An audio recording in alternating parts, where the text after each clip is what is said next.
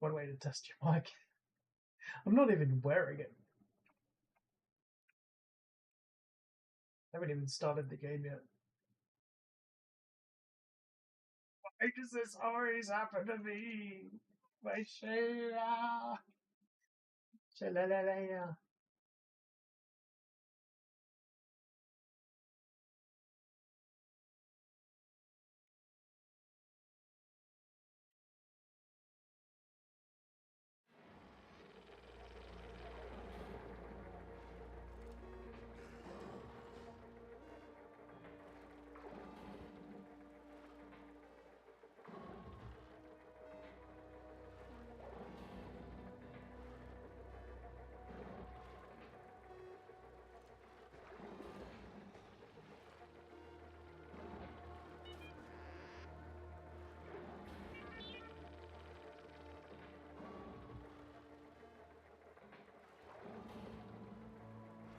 Spam, spam, spam, spam, spam, spam, spam, spam, spam, spam, spam.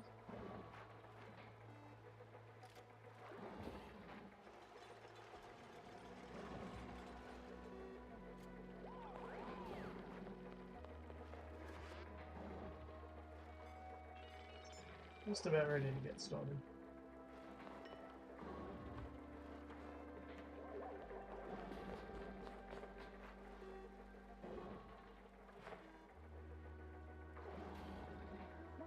Oh, I really should eat something, but I'm in the mood to listen to music. Big day at work. I've only had 2 drinks, and I'm already basically off my tits.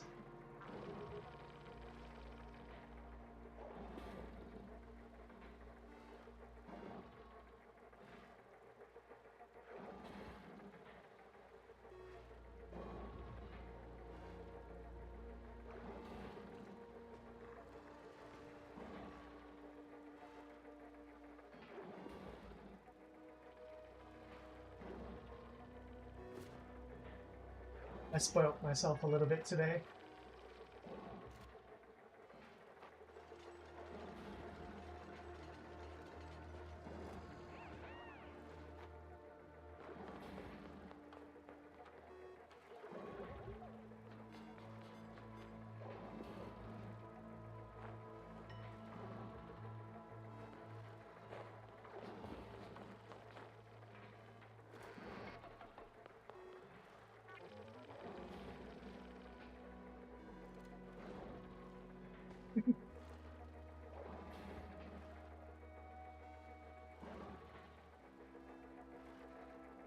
I mean, I got my bonus and a pay rise, so why the fuck not?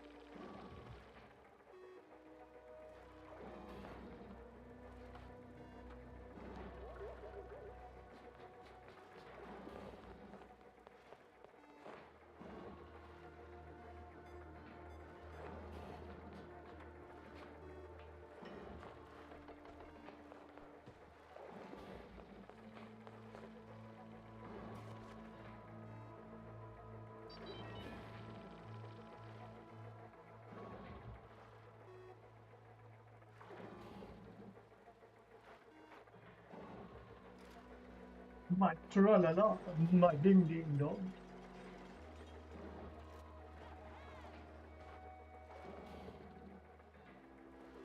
It's like if someone even came in randomly, they wouldn't even get away. And even if they did, it still doesn't make sense.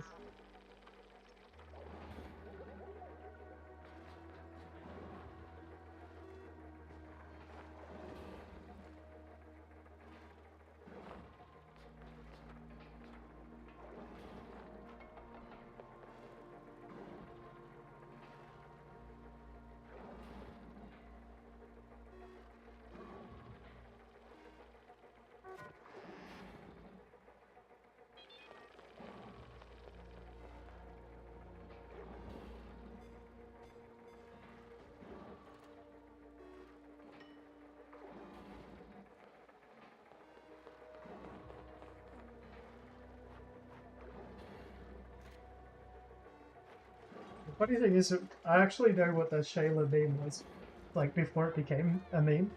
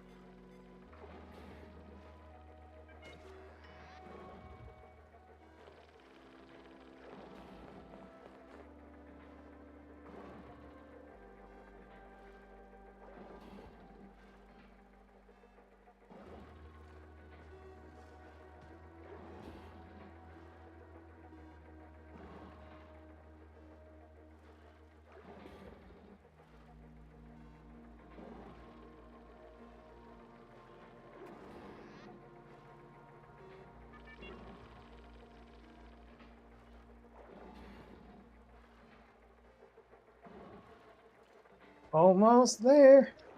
Almost there.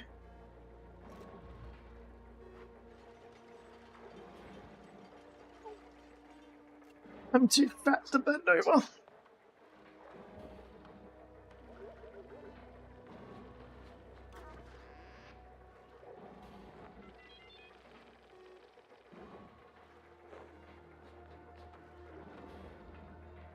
Mm-hmm.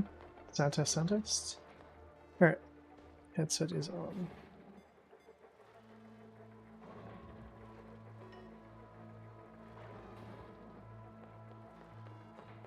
I'm gonna hide that until someone pops in.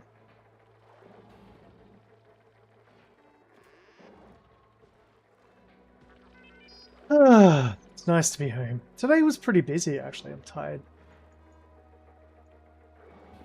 Been smashing those KPI numbers.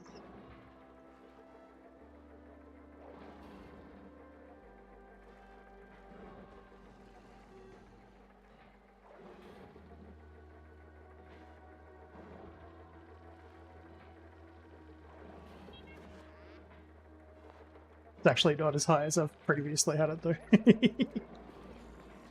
I've been toning it down. New manager, new supervisor, gotta make yourself look good. But you don't want to make yourself look too good. But one of the benefits of our KPI basically being based off like a certain set of intricate rules is that if you know how to game it, you can game it.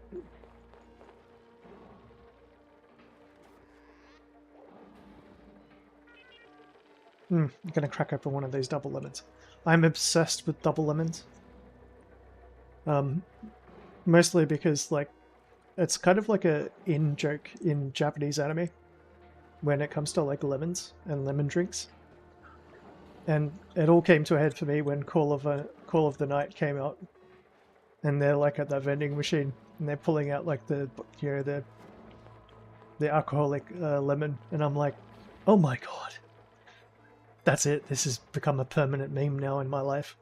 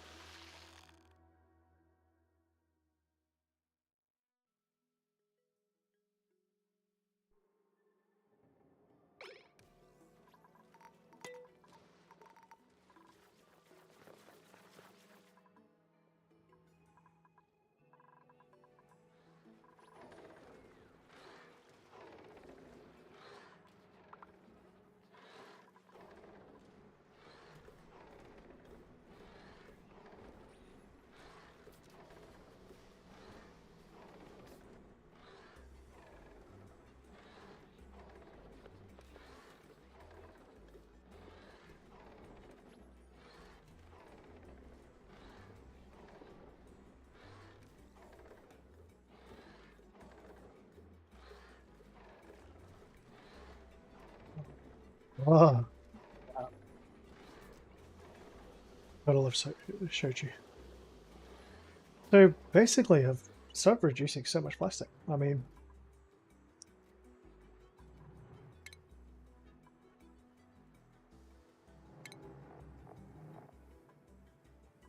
I'm gonna start doing some research. I've been neglecting it.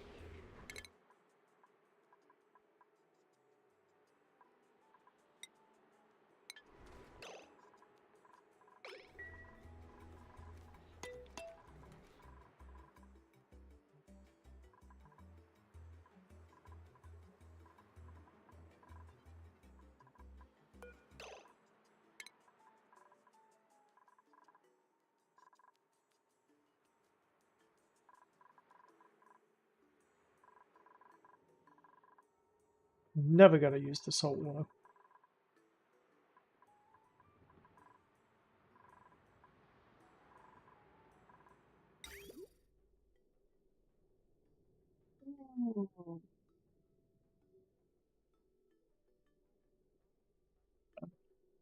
Oh, me.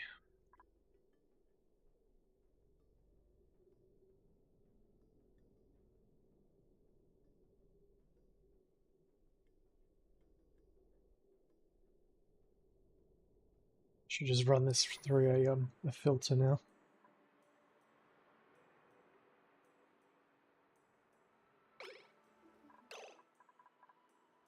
Oh yeah, okay, so that's what I need to do. That's what I was up to. Hey. Hello, good looking.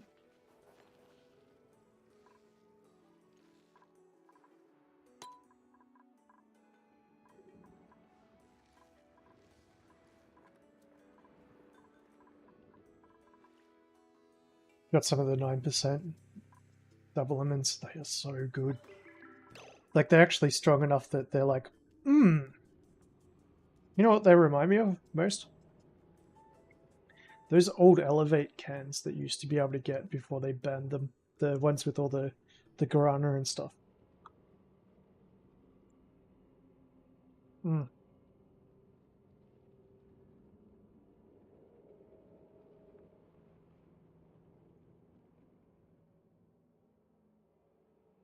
That's how percent you can only drink these in shot.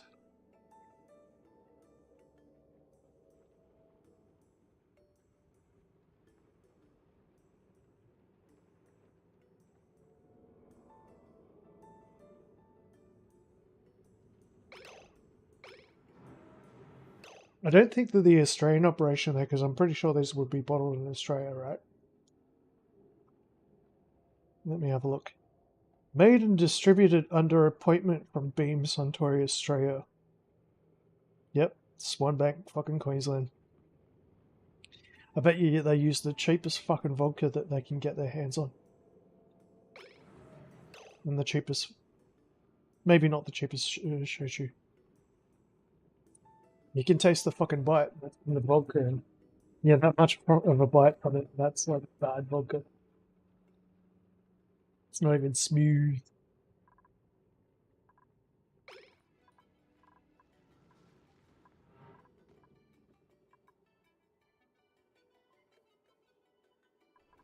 I wonder if anyone misses me in Chitango. Probably not. They're probably having the time of their lives. Never been this bored before. I swear.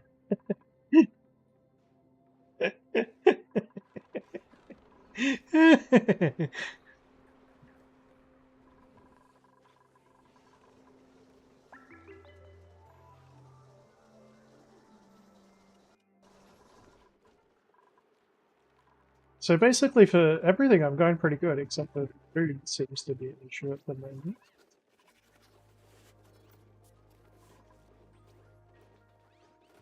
I'll have to keep an eye on that one.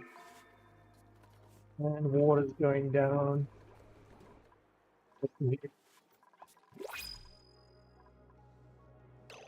Yeah, why is that not pumping in?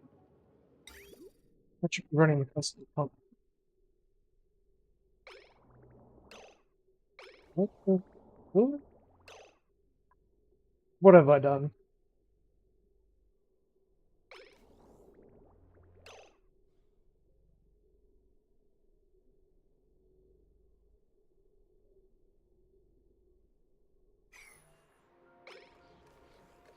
Power?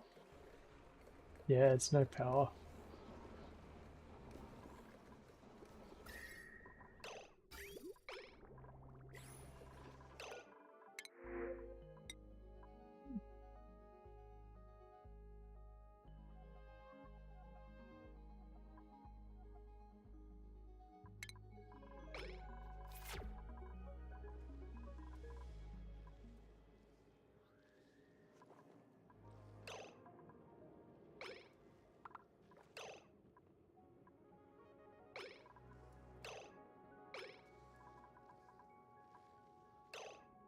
Leaving at 27.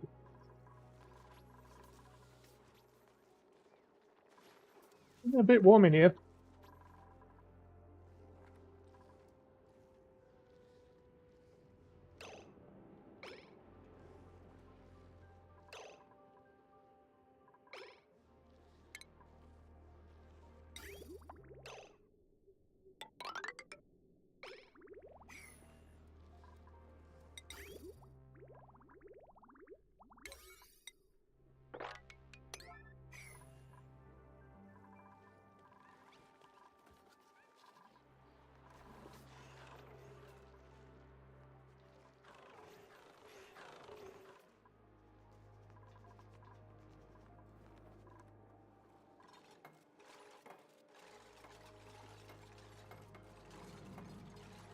I should recite the man from Ironbark.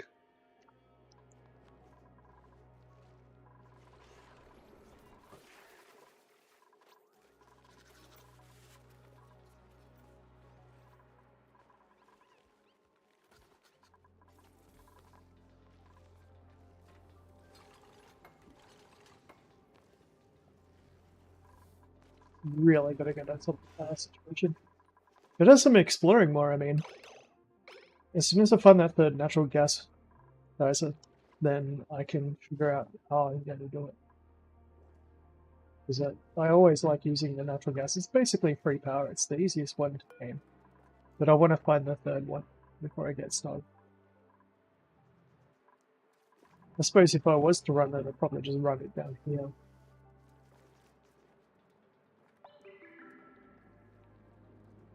I could start building the room around them. They're kind of tricky, like when they you got to analyze and see like how much they're outputting, and like when you're running power off them, you want to bank it when they're active and use it when they're dormant. So you got to kind of work out how much gas they're putting out. You can't really do that until you have all of them.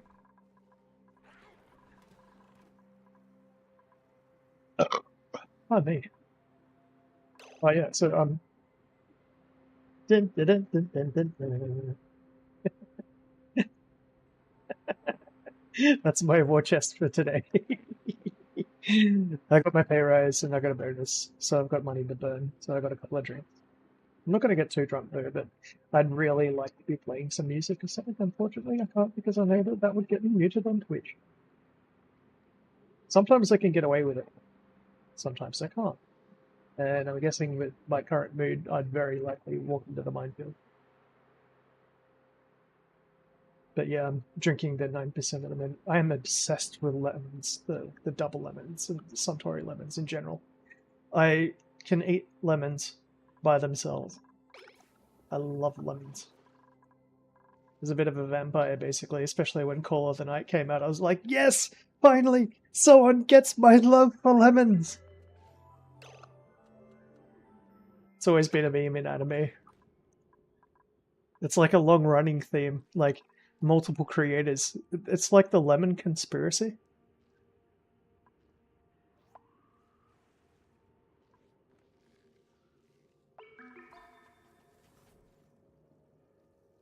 It's a conspiracy armada.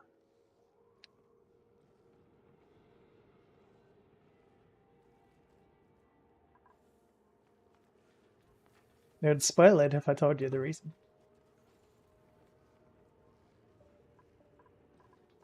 So basically, power at the moment, I'm not running this pump often enough. I need to be running that pump a lot more. A lot of my food's about to stop growing because of body temperature, because I'm not pumping enough water. What I should do is I should just set up like a little set and forget wood burner. Bang. Done. I can work out the power situation properly later.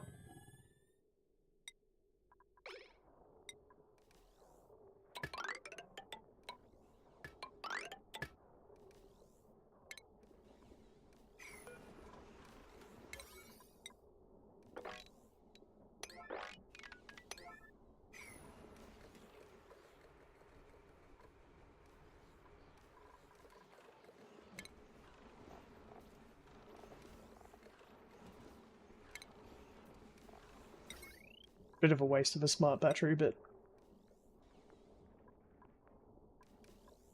this is good. This is fine.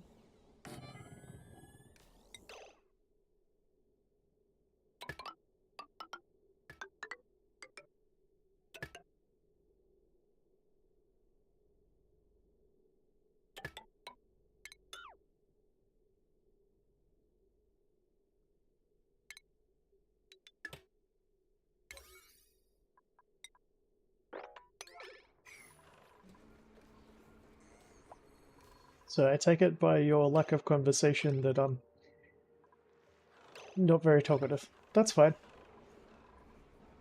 That's fine. I don't know who you are, so...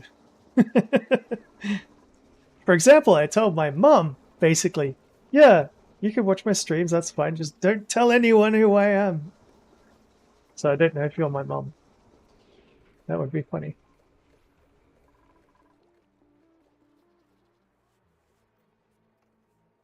Then like some no from like a high school DxD or something turns up, I am your mother. It's like the anime version of I am your father.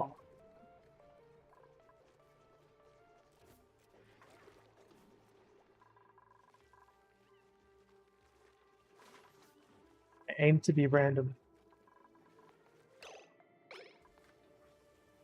Hold damage. God damn it. Yeah, I knew that would.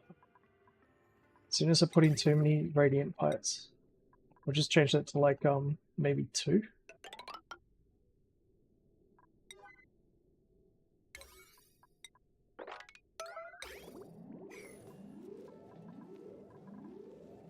I'm using all my gold.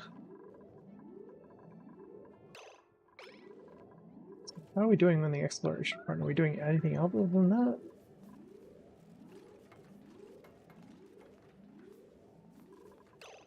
That one packet there gets down to contents. Oh.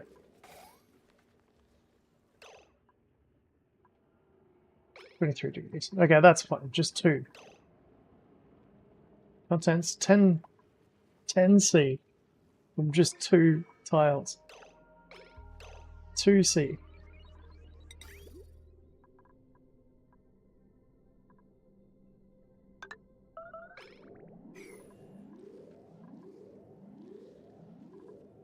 Break in the pipes.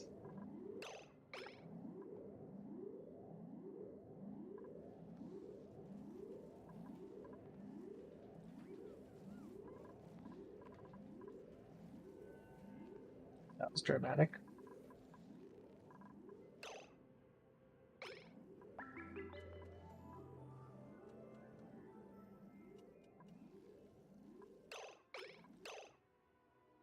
Yeah, okay. Like, seriously, just 1 radiant pipe is enough. That's bizarre.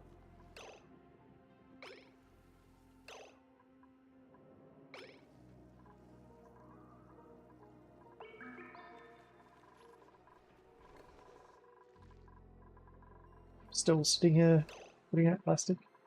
Okay, the power situation here. Why is that not powered now? Because they haven't refilled the generators. Okay, yep. 80, 20, generator 9. Priority. Hopefully they can finish building that soon. I gotta get that pump running, like it's not pushing enough water through.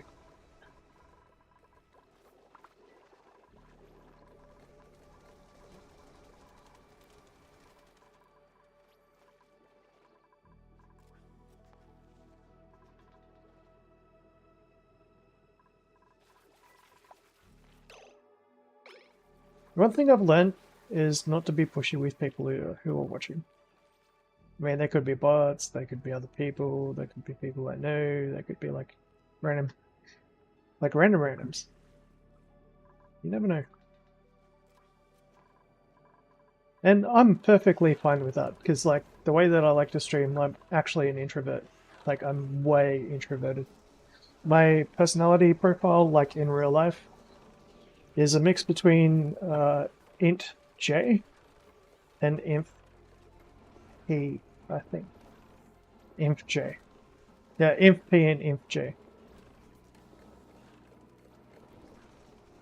I mostly do the streaming stuff just because it's like my way of like not like being a menace.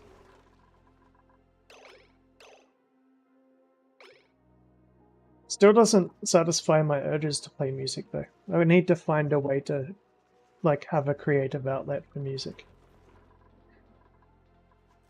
I suppose I could start creating my own music. It's been a long time since I've done that, but I used to do remixes and stuff. And that way I can kind of get away with it. I can't mute it because it's like I made it. Aha.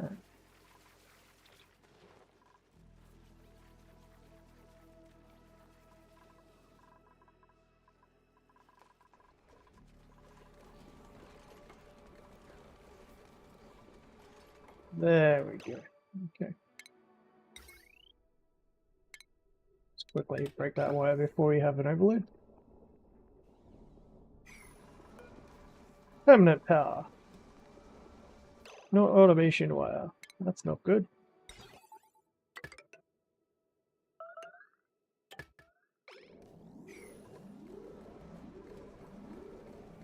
No power. It's like, what's that?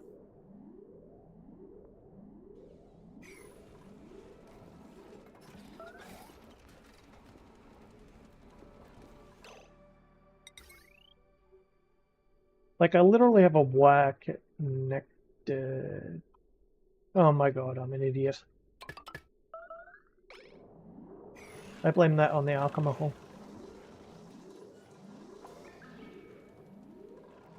SMRD.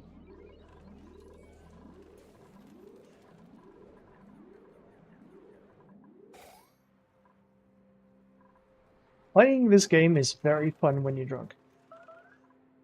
Just saying, because like, it actually makes it more difficult. Like, it is kind of difficult, like it's moderately difficult. Like, I have no idea what I'm doing most of the time.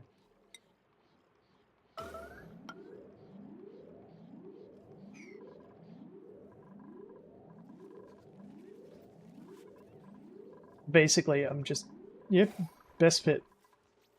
You're not supposed to live off Millwood in the mid-game.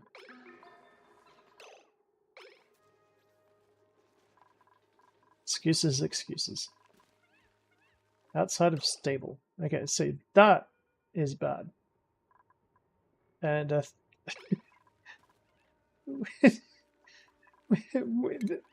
like, when did those tiles randomly disappear?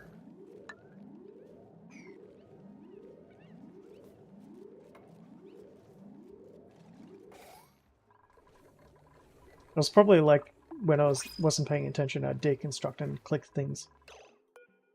So printables. Drum roll. Steel. Okay. Take that. These dupes are horrible.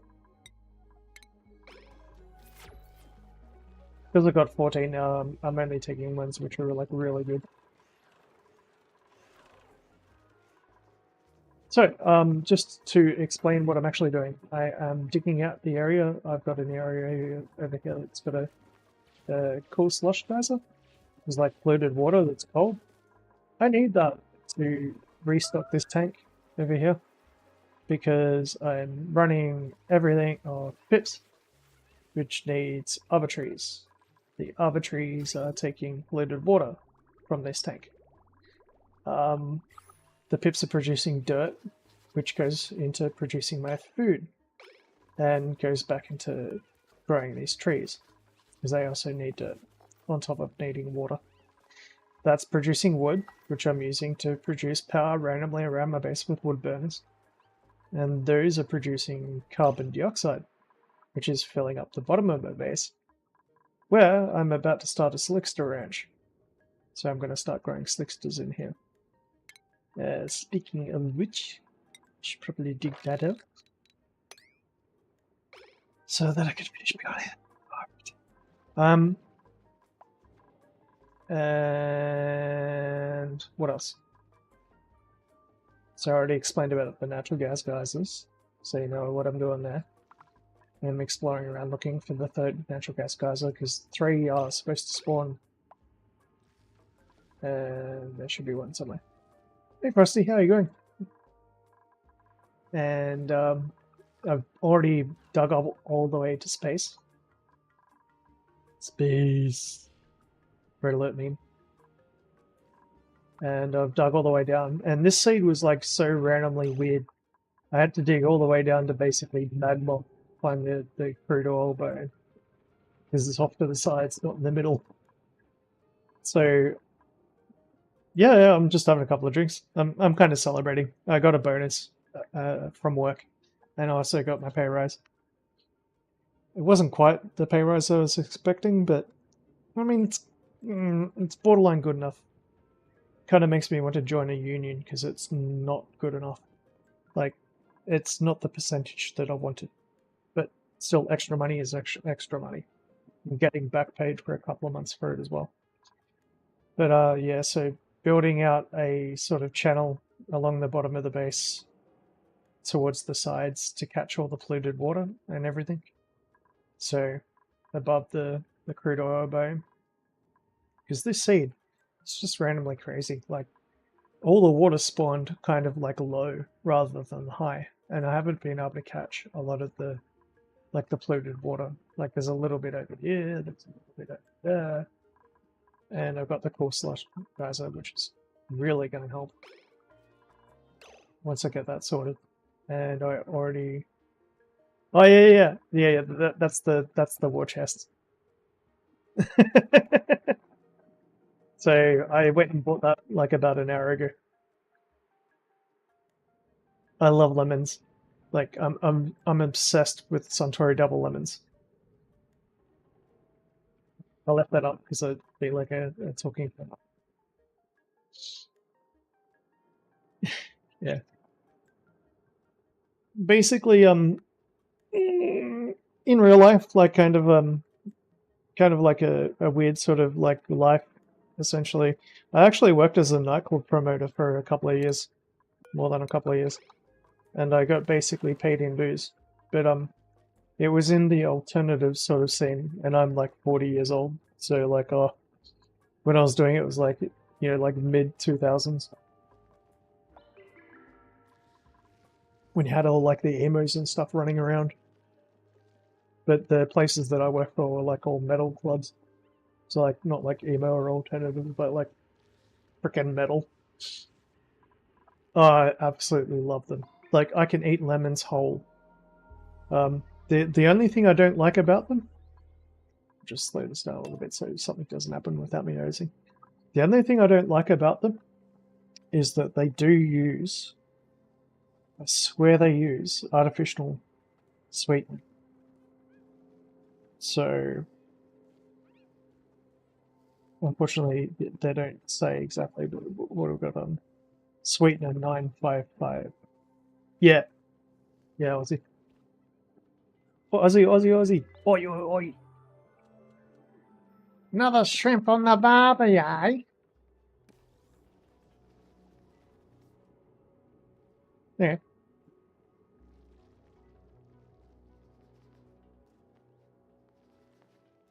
Yeah. So, I work for a Japanese company, so... But it's actually kind of cool the way that it worked out. This was like I was a massive weirdo for like ages. And then I got a job at a Japanese company. I'm like, yes. But yeah, so I'm putting my money back into where it came from. I got myself some of the down the bottom right are the 9% Suntory lemons, and top right are the lemon and passion fruit. We'll just like scale it a bit for you. Make it a little bit easier for you.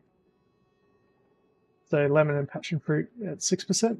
And then we got some double lemons over at 6%. And we've got some Guinness.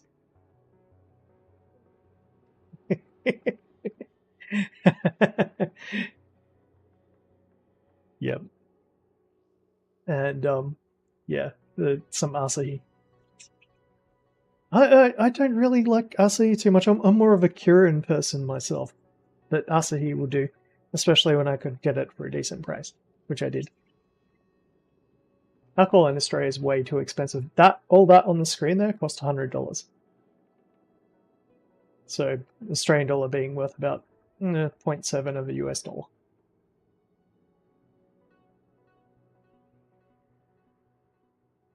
Yeah, it's alright. Though the Kirin Ichiban, that's like probably the best I've ever had.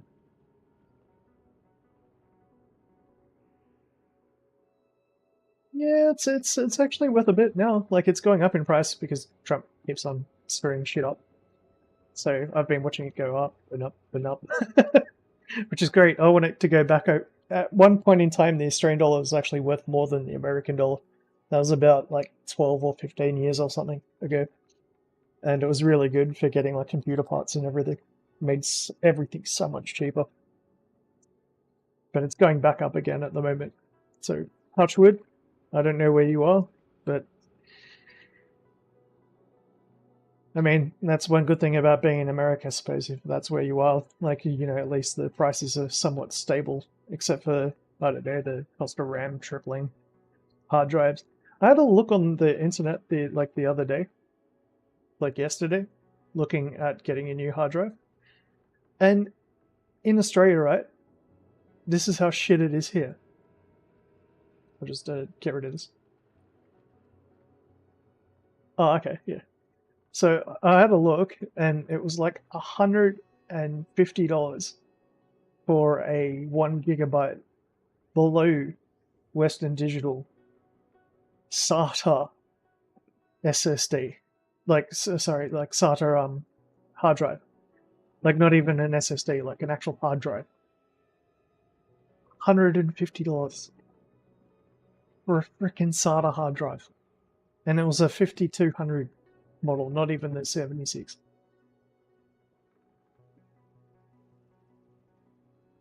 I reckon it's because MSY got bought out by Umont.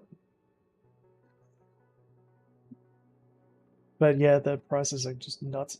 Like I had been having a look on Gumtree and I can still find a couple of hard drives for like $50, but I'm like, what the hell?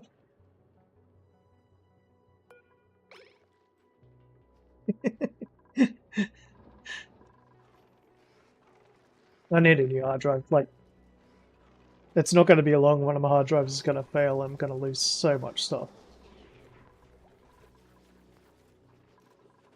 Oxygen not included is pretty good. It's got a learning curve to it. It's all about just dealing with problems and like working out like what you need to do next. And getting that done before everything goes to hell. Yeah. Yeah, I know that feeling. Like my current bedroom, which is where I've got my PC, basically, the person who owns the house, like, because I rent, they decided it would be a really good idea to like increase the property value, I suppose, by putting in like mirrors and like a big massive closed cupboard on like one side of the bedroom. And I don't think they realized that when they did that, it made it so that you can't even fit a freaking decent king size bed in. So like I got a king size, queen size like bed in the room, but because of it, I can't go around anything in the room. It's like most of the room is my bed. Yeah, room, well, that's awesome. I love it. I'm actually going to be renting out a room soon, but I need to clean out my fridge first because it's basically a biohazard. My rent went up to like $650 a week. $650 a week. I won't tell you exactly what size like the house is, like, and tell you that it's a house, but it's not a big house. Ugh.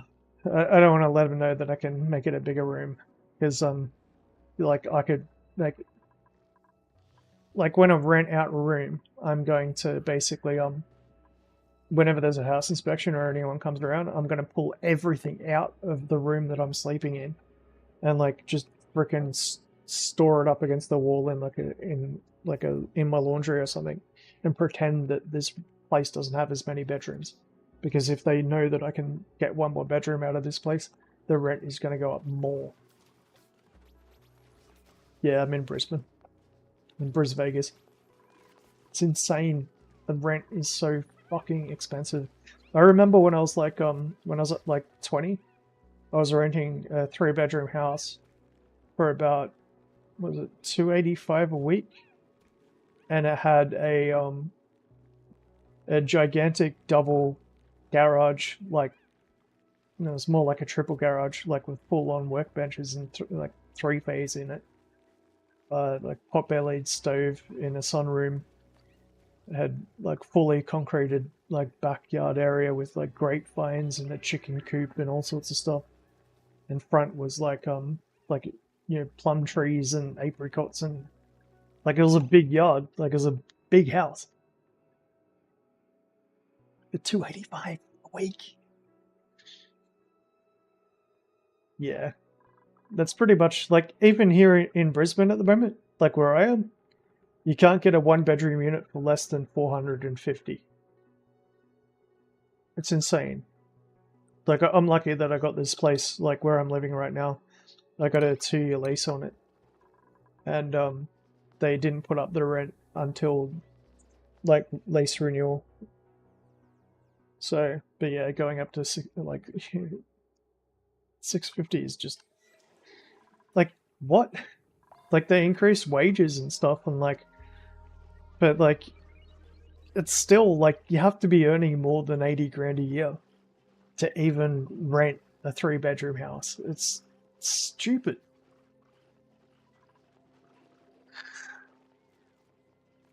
Oh, okay, yeah, yep.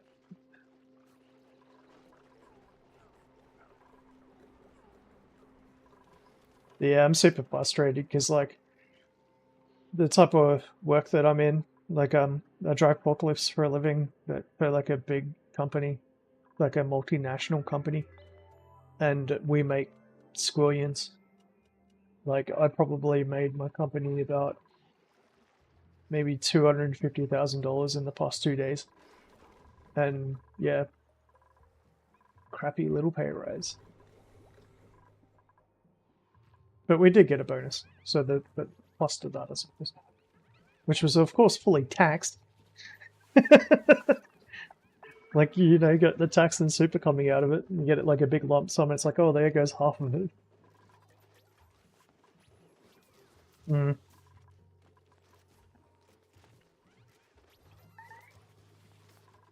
I'm just lucky the stuff that I work with is mostly big, so it doesn't kill my back.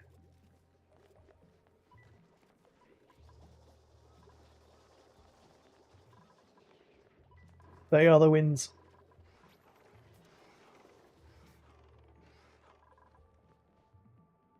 Speaking of which, I'm gonna neck a couple of more of these. These are nice. Basically, the only thing I miss is that I can't play music while I'm streaming. I mean, I reckon I know some stuff that I could play and get away with it, but Twitch won't like it. As soon as it detects anything, it basically just mutes. And I stream on YouTube and Twitch, so what you're seeing is my Twitch stream, but I've got YouTube and Twitch, so. Me so far, actually not that much, only about 700 hours. So I've beaten the game once, and I've got enough at it that basically I reckon I can beat it, like, on a stream. So that's the reason why I'm doing this. And eventually I'll get around to like doing some of the DLCs and stuff.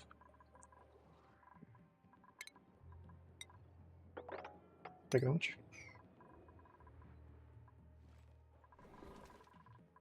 So that's nearly dug out. Oh my god, he's dug.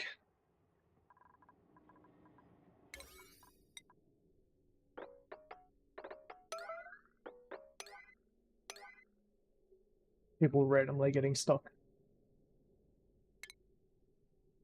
To be honest, unless you get like a deal, like where you can get them all for a decent price, it's probably better just to play the base game. Like, you don't need to get the DLCs. Like the main thing with Oni, like Oxygen not included, the difference is that you're stuck on one asteroid. Whereas as soon as you get spaced out, it's like more than one asteroid, so you have more than one colony going at the same time. And the way that meteor showers work is different. So like, but yeah, it's worth playing just the base game. Same thing is sort of like RimWorld, like where you can play the base game in RimWorld. I just got a ideology in that, and I'm nearly finished with a run on that, doing the whole like the dryads, the trees. So I made like all sorts of different critters, different production methods. Spaced out completely changes the way that the game works. Adds like different mechanics, like radiation and everything. Like right now, basically, I only need to worry about, you know, like water, air, you know, keeping everyone from going insane, and power. But like the DLCs, they just add different ways of playing the game and different biomes. So like even in the base game, you've got more than just this standard biome, which is like Terra. So it's like the Terra asteroid. If you haven't played it, I'm not going to give you any spoilers, but yeah, like you can, like for instance, play on a volcanic asteroid or like a frozen one, or in like a jungle. And one of the new DLCs that's coming out is like a water asteroid one, which is changing the way that everything works. Like if you haven't played this game before, like there's just so much stuff that I could sit here explaining about. Like RimWorld is like it's a story generator. If you played that, you're onto the right track to try and understand what Oxygen Not Included is. What Oxygen Not Included is it's RimWorld, but with dumbed down social mechanics. So when you've got the characters, like they've got things that can make them do stress. They've got stat points and attributes and all that sort of thing.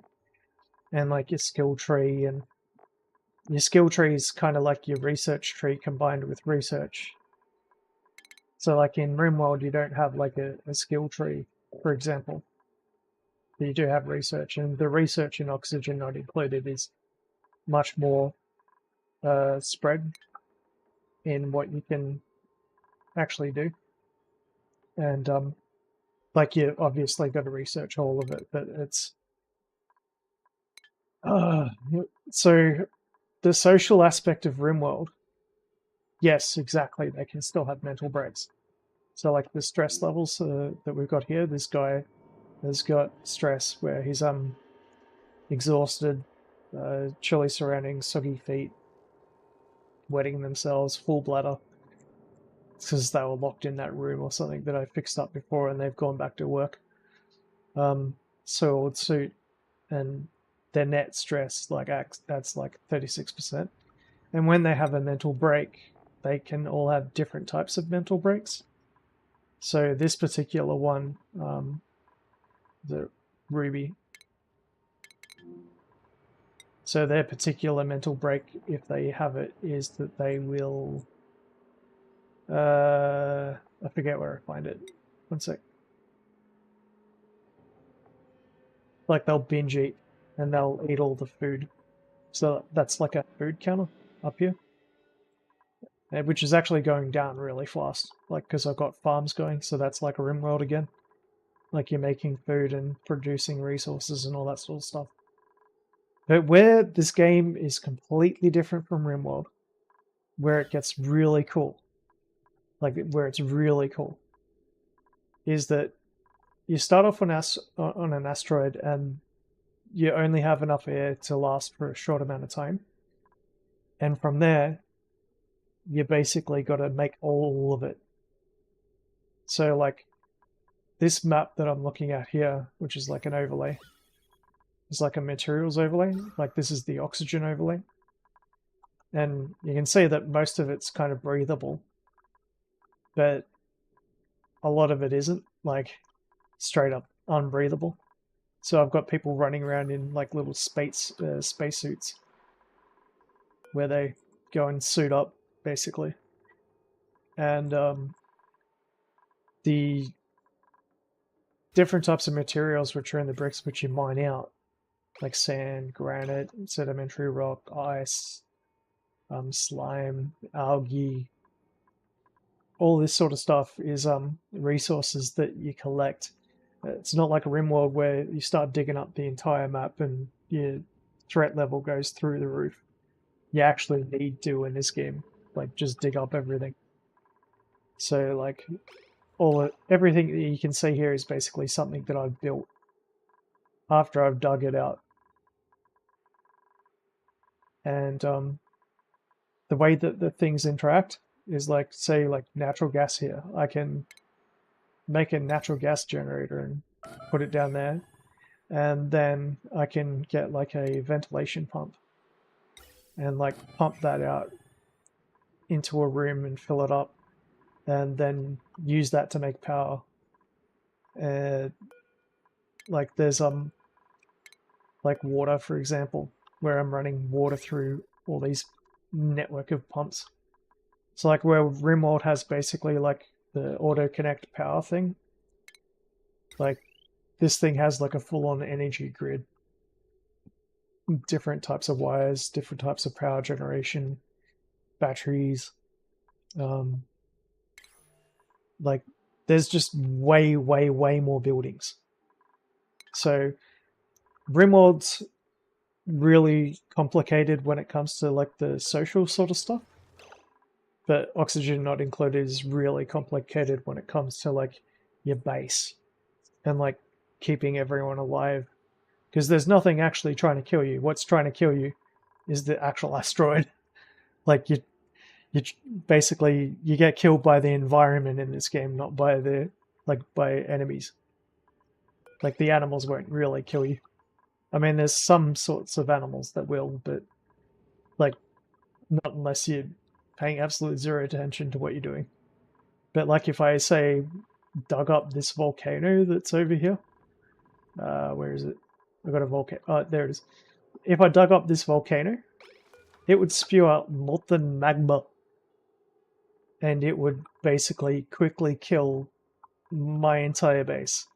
It would flood magma down here, which would turn all my water into steam, and then that steam would flood through my base, and even though my base is enclosed in insulation, eventually it would overheat it.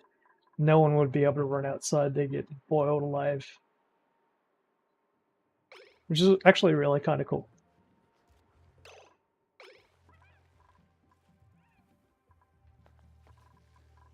Now that's basically the explanation. Like, hydrogen, yeah, power. Oh yeah, and like showers and stuff like that, like sinks. Like you gotta like keep people from getting disease, like there's germs and everything, like how RimWorld has like food poisoning and stuff. Like this game has the same sort of mechanics. It's just that there's many different types of poisoning. And like trying to keep it out of your base is like a lot of the fun of the game.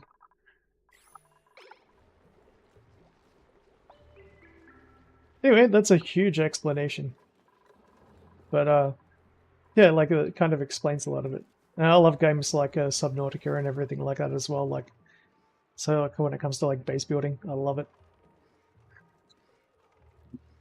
So you run out of resources. So I'm currently using water to generate all my oxygen, which is like coming through here. So water's going in through these buildings. That's creating oxygen. and sending oxygen out, which is like refilling my suits, as well as pumping air into my base. And generating hydrogen gas is like an offset, which I can store, which I'm going to store and use for power and rockets and stuff later. You can go to space in this game, basically. You can build bigger rockets. Yeah, so other games, basically everything from FPS games like Call of Duty, Modern Warfare 2, Left 4 Dead, Left 4 Dead 2, you name it, basically, I play it. So FPS, RealMod, Oni, Left 4 Dead, strategy games, yeah, like anything, basically. MechWarrior, had a lot of fun with that. Warhammer Darktide, really enjoyed that until they started adding all the DLC. Because I hate paying extra money. You should just pay for a game like once. But Oni's okay. Oni and RimWorld are okay because they're like kind of what they add is really worth it.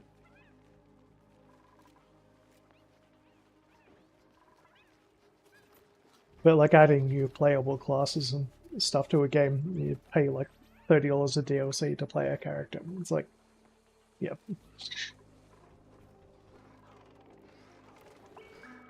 But yeah, I basically play everything. Like even like simulation games, like IL Sturmovik, like flight sims, like you name it, pretty much. The only sort of games I don't really play are probably like visual novels and stuff like that.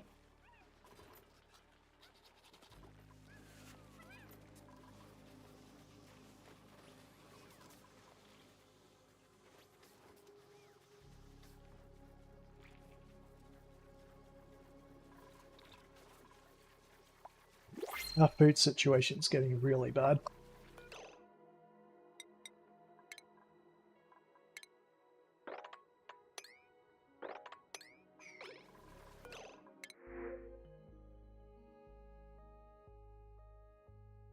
Oni's probably a really good bet. Like, if you like RimWorld, you'll love Oxygen Not Included. Like, straight up. Like, I'll just check my Steam hours. I've got 568 hours in it, and I bought it like 6-7 years ago. It's got a learning curve, just like a RimWorld does. Like, it's easy to play, hard to master.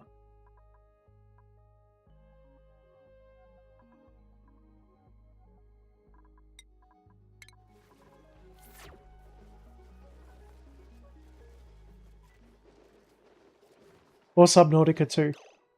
Like, if you've got a computer that can run Subnautica 2, early access, and you haven't played any of the Subnautica games, like, if you haven't played Subnautica, I mean, get that, but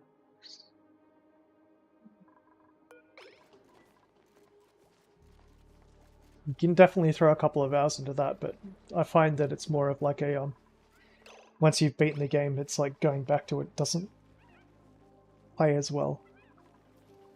The original Subnautica is better than Below Zero. Below Zero is okay. It's just, it's kind of less good. And Subnautica 2? I mean, people are having fun, but it's early access and it's probably not going to be a full game for like 3 years. But if you haven't played Subnautica, man, oh...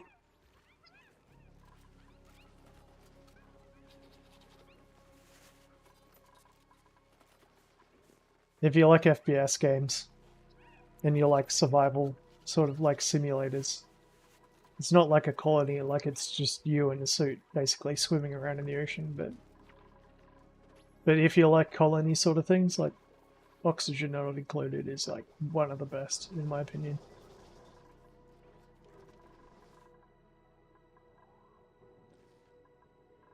Because there's like just so many different things you can do, like just trying to understand like all the different plants and stuff, like these are all, that's just the wild stuff, but like there's so much crazy stuff you can do. Like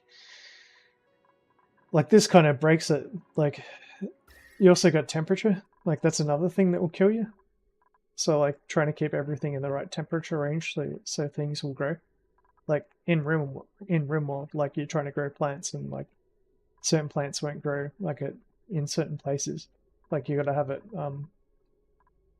like, I'm trying to remember, like, rice and, like, corn, and, like, you've only got a couple of, like, basic staples. But, like, in this game, like, you can, like, straight up plant, like, there's, like, 20 different plants in the base game. And, like, they're all different. And there's, like, 10 different critters. And they're all different. And, like, they have, like, different evolution trees. They lay eggs and everything. And, like, all of these ones that I've got in this tank here, they're wild. I'm not even farming them. They exist because I've been putting them in there. I've been farming these guys because they're awesome.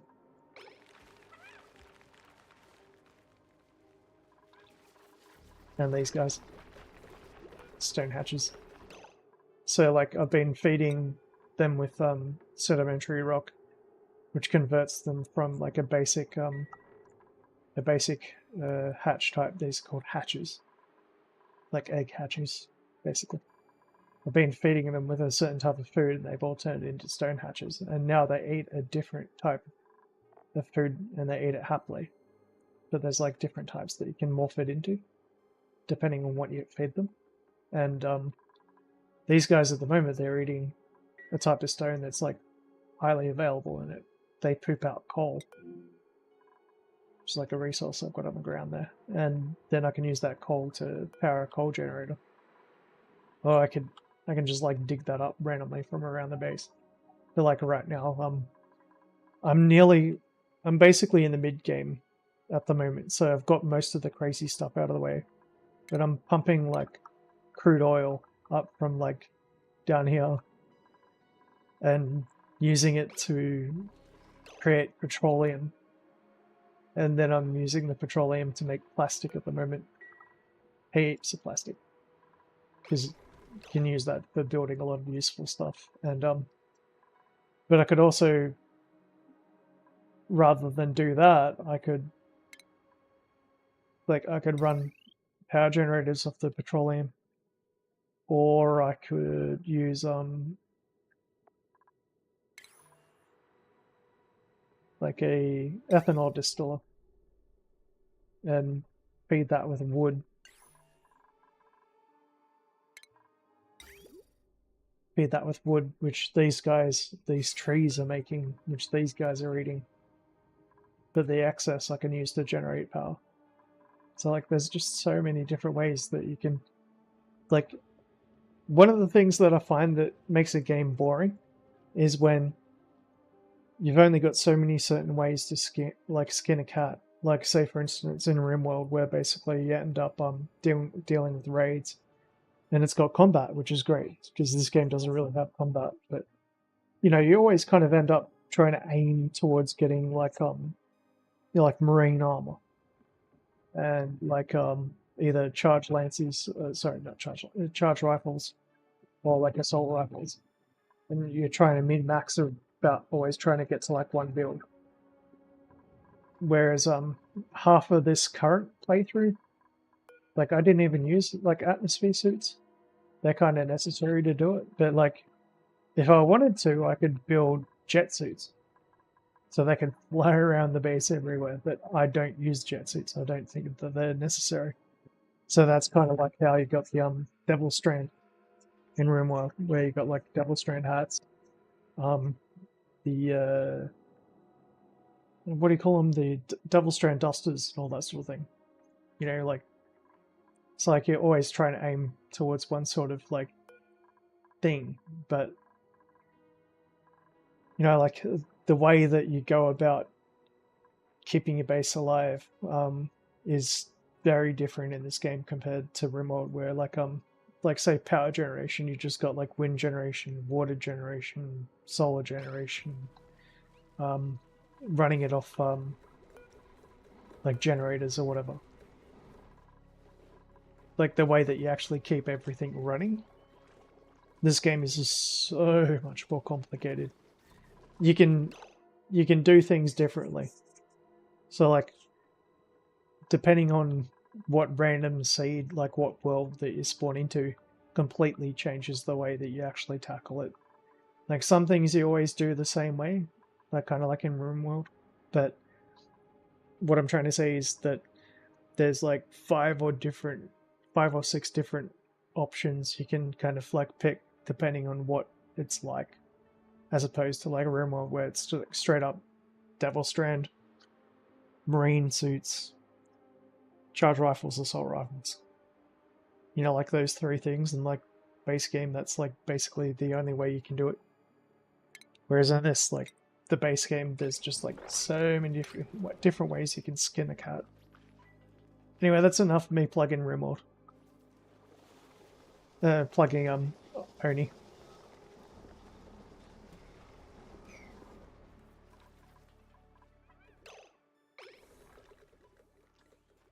Got all this salt that's like gathering here.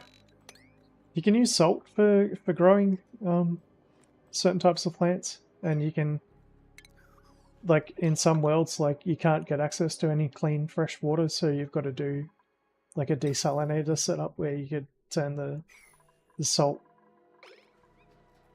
But like every run through is basically like you're like it's kind of unique. So like you never really tackle things exactly at the same time each time. And I'll be back in 5 seconds.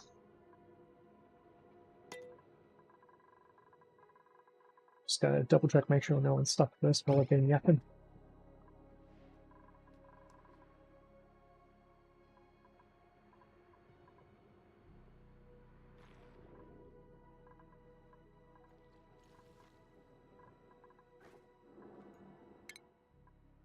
Oh yeah, and people die. So like, people can die in this game, but it's like environmental stuff that kills them.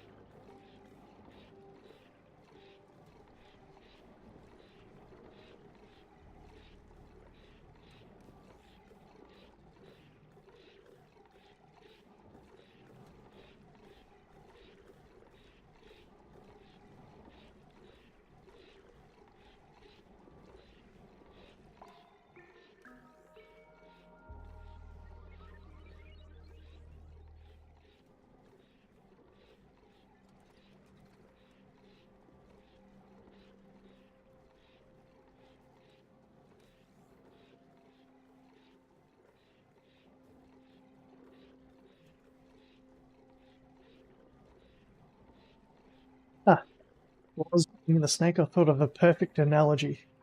It's like RimWorld mixed with Factorio, because you can do automation. So in this game, you can actually set up full-on automated systems. In RimWorld, you can't really do that.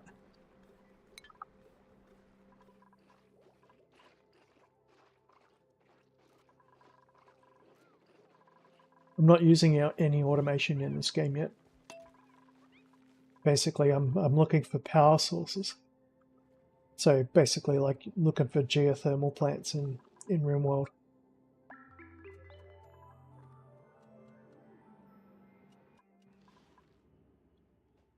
Nearly finished exploring the map. I just need them to finish doing this.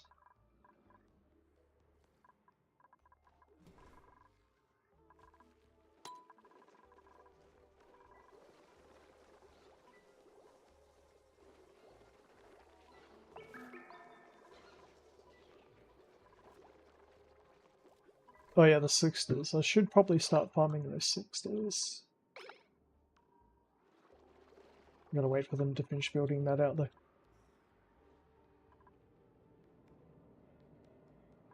So the priority systems are still basically the same, more or less, except for it's the arrow system rather than the number system. And scheduling is like kind of similar.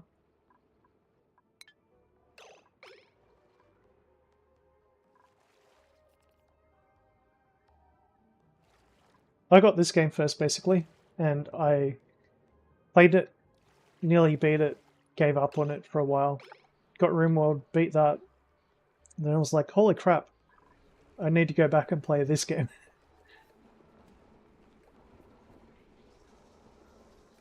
That's spread out about 5 years of my life, pretty much.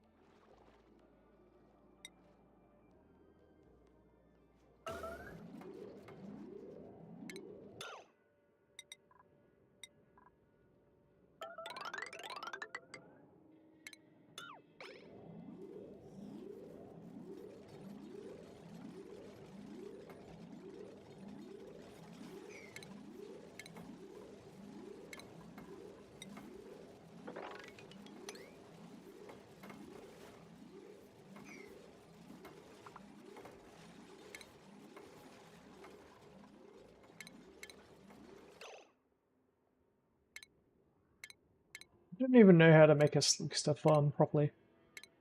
But I've got these things down here called slicksters, and they breathe in carbon dioxide and poop out oil. And when they die, they give us food. So I'm gonna set up like a base to farm them out.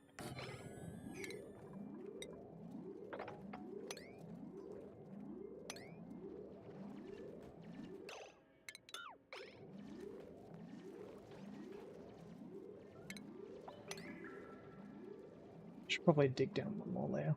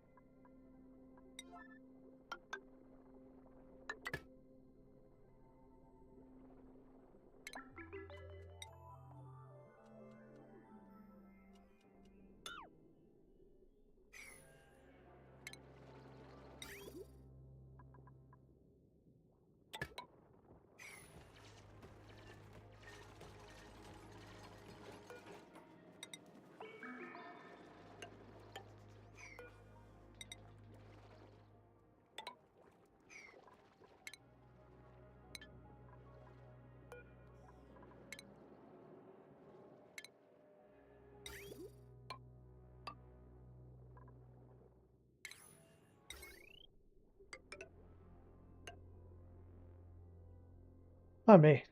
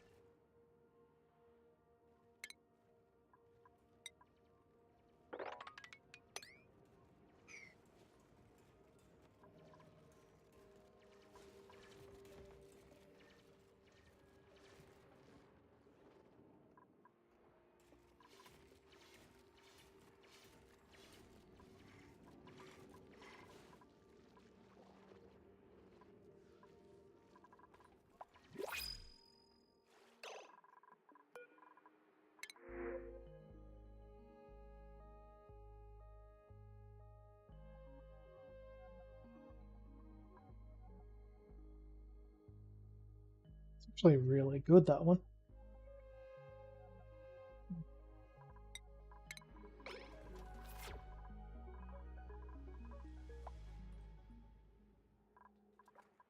Maybe the Luskus vent's got to be over this side then.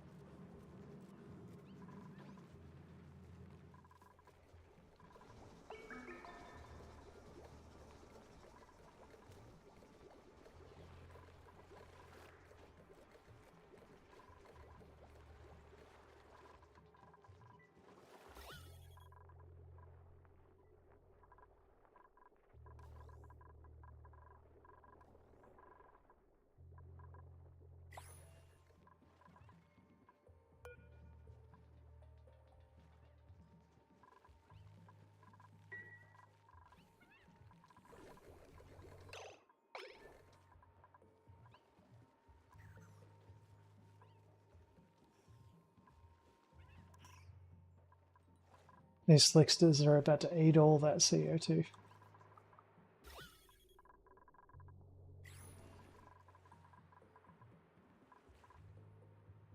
What I really need to do is like dig a channel underneath it.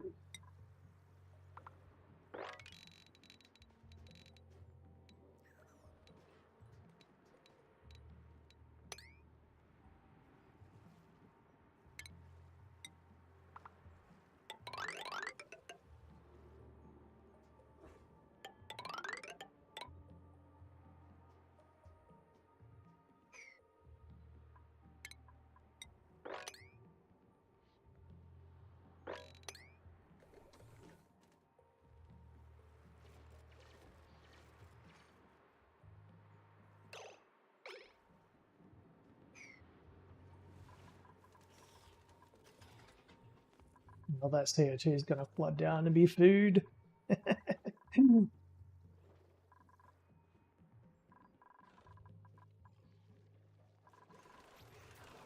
So much plastic. I want about 20 tons plastic, and I'll stop making it.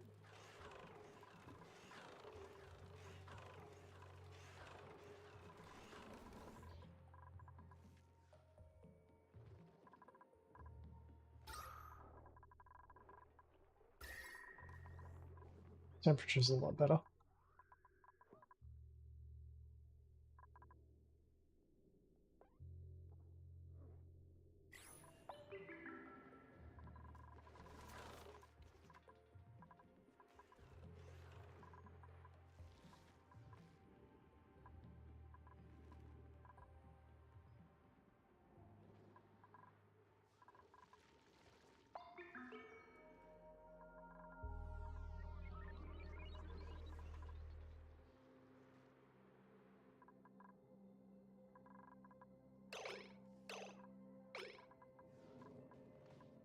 So not used to the spacebar yet. Like you just sneeze on it and it presses. It's awesome.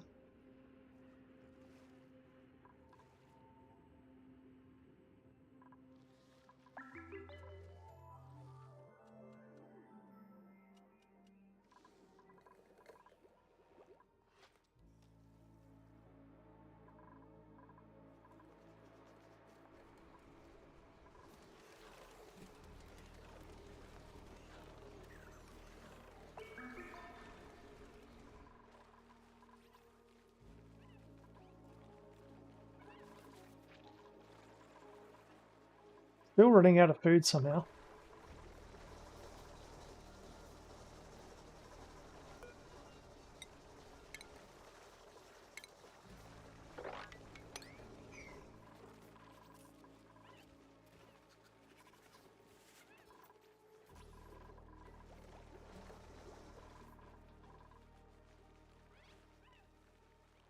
Probably waiting for the next wave of animals to die so I can turn them into meat. Or as we call it in Oni, evolving them into meat.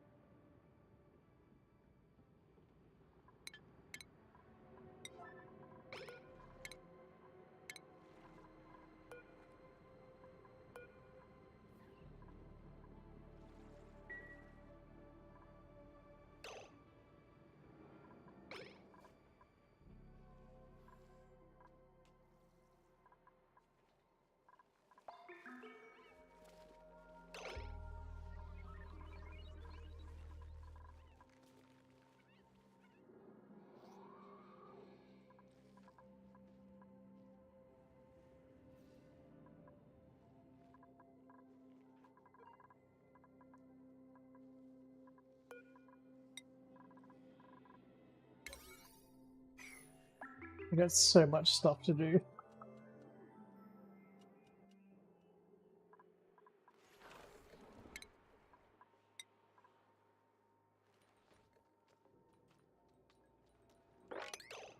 Yeah, and finally move these Paku out.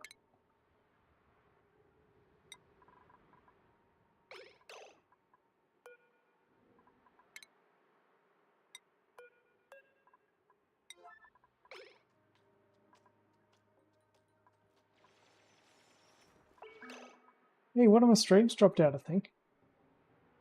Should still be running, but my sensor's only saying that one of them is.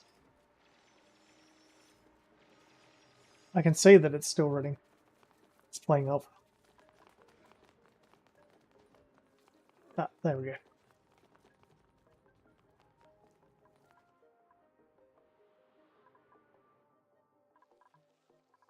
I pulled out my old secondary monitor earlier and I'm like, should I try and get it working? It's a VGA monitor. I need to find like a VGA to DisplayPort, a VGA to like HDMI. I think I used to have to use another video card that still had like a DVI input to run it, because I had a straight VGA to DVI converter.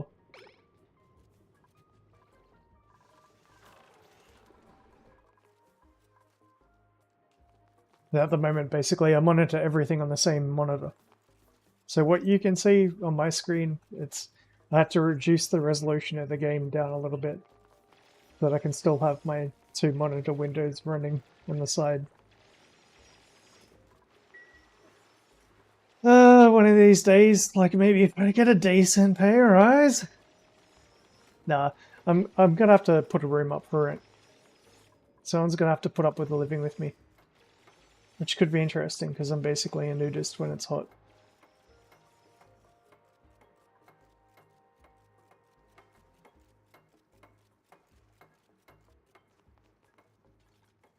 I think that's the first time my dupes have ever built anything without any drama.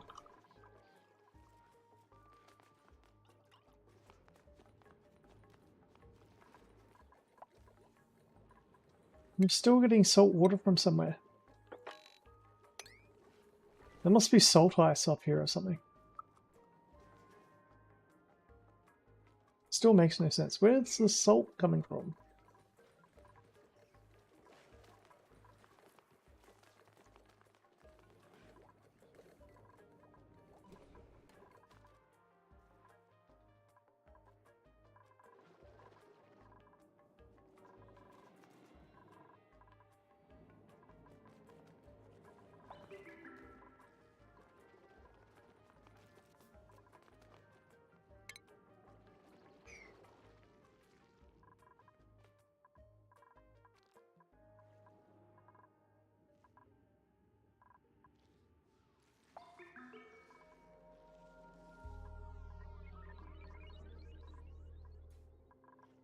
Yeah, food's going back up. That's a good sign.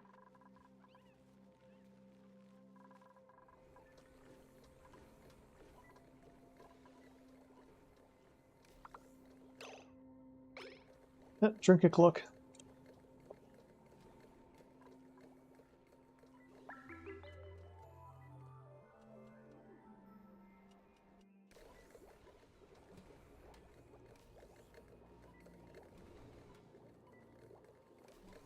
So what I was saying earlier about Suntories is that as a connoisseur of alcoholic beverages, basically the one thing I don't like in it is the artificial sweetener. So, especially when you're on keto, it's like ketosis, going into ketosis, it basically turns into like a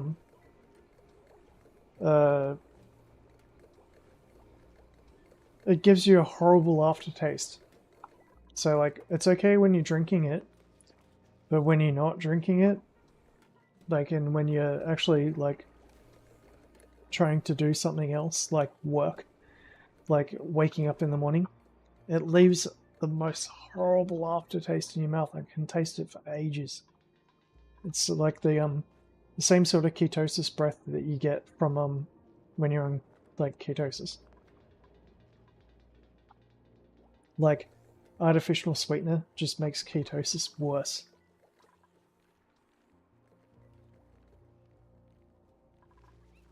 But I mean, like, when you can't taste that aftertaste, that's so good.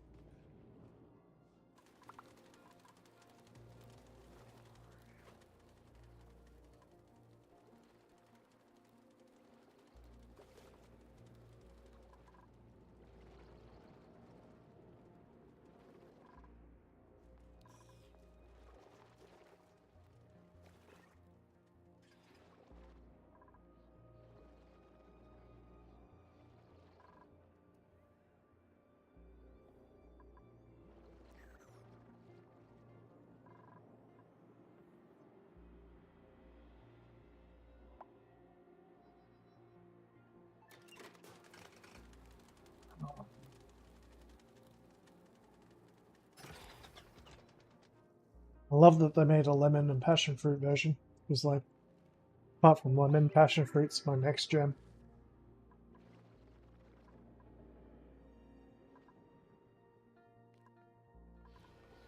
Ah, me.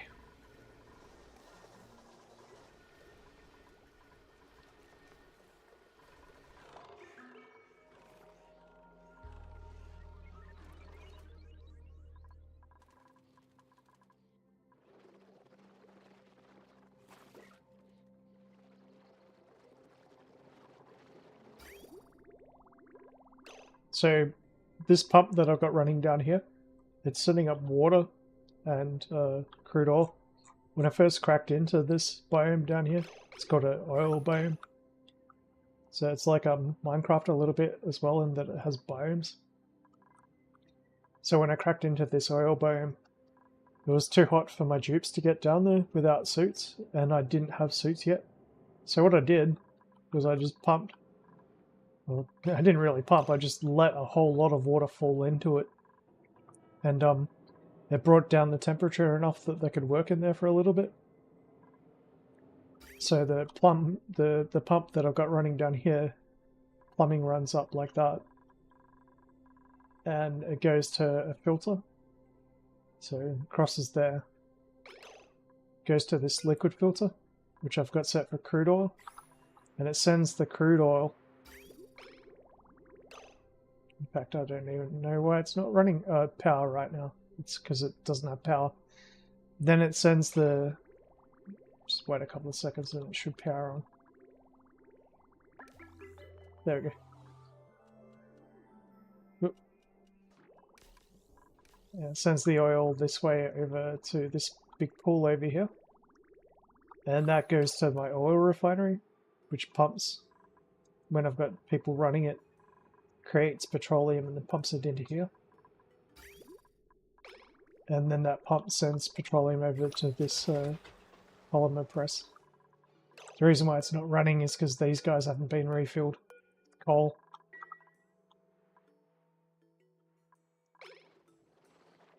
But yeah, there's a whole, sort of like a whole process going on. Continuously.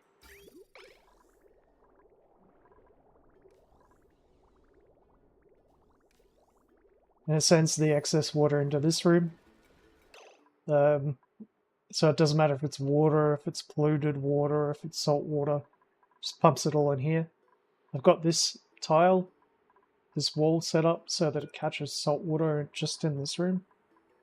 And like normal water and polluted water overflows into the next room. It does that because it's got a different weight. Like salt water's heavier and doesn't like moving. And water's heavier, polluted water's heavier than normal water, so it stops the polluted water from off-gassing. So if I look here, this aura above the polluted water says like emitting polluted oxygen 0 kilograms a second. but it actually does like emit like some polluted oxygen. Like it's a polluted oxygen source. And my dupes can breathe that, but they get sick from breathing it. So I don't let that inside my base, mostly. So there's still a couple of odd tiles, but you know, they get in there. But it's as complicated as you want to make it. It's a fun game for that exact reason. We got some more eggs. Yes. Because I'm about to set up a slickster farm down here, and they breathe in carbon dioxide and poop out oil, which means that I don't need to dig out more of this to get more oil. I can just let them grow, because like the only thing that I need to do that is duplicate labor. So they'll run down here, groom them, give them a nice pat, just like in RimWorld, where you got the when you're training them with new skills, they run down here to keep them happy, basically, instead of giving them the skills. And they don't need to give them any food or anything to do it, because these guys get all their food just from breathing in all the carbon dioxide, which is the black tile that is coming down from the rest of my base, which is emitted from all the things that I have producing power, pretty much. As well as my duplicates breathe it out. Like, it's so complicated, it's so cool. It's like Factorio, basically, but it's more like biological and organic. Mixed with RimWorld, so...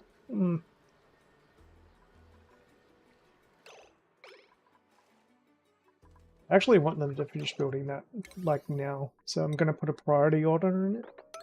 But you do that, and they tend to ignore doing other things, which can be bad. But I can get away with doing it just this time. Like, just for this. So, like, when you have, like, the way that I've done my build order out, like, and I use different priorities, like, everything's got a priority, and, like, if you have a look at it, it's got a priority stack, which it goes to, like, all your dupes. And it changes, like, even, I've got the game paused, and it's changing. That's weird. But, like, eventually they'll get around to doing everything that I want them to do. But if I want them to do something specific, I can just go bang. You know?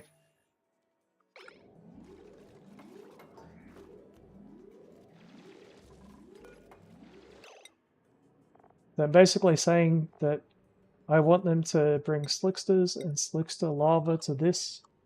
If there's 8, I want you to pick them up and take them up to another farm. And for this one, which is the drop-off, I'm saying I want you to bring them here until there's 8. And because I don't have any that are domesticated, they won't just like find one to put it in there. You've got to actually give like a manual command for wild ones. Like this is where it's saying that it's wild. So I can say wrangle. Put that on a priority. And I've got some domesticated, well they're not domesticated, they're wild ones. It's a different morph of it called a molten slickster. Sorry, a long-hair slickster.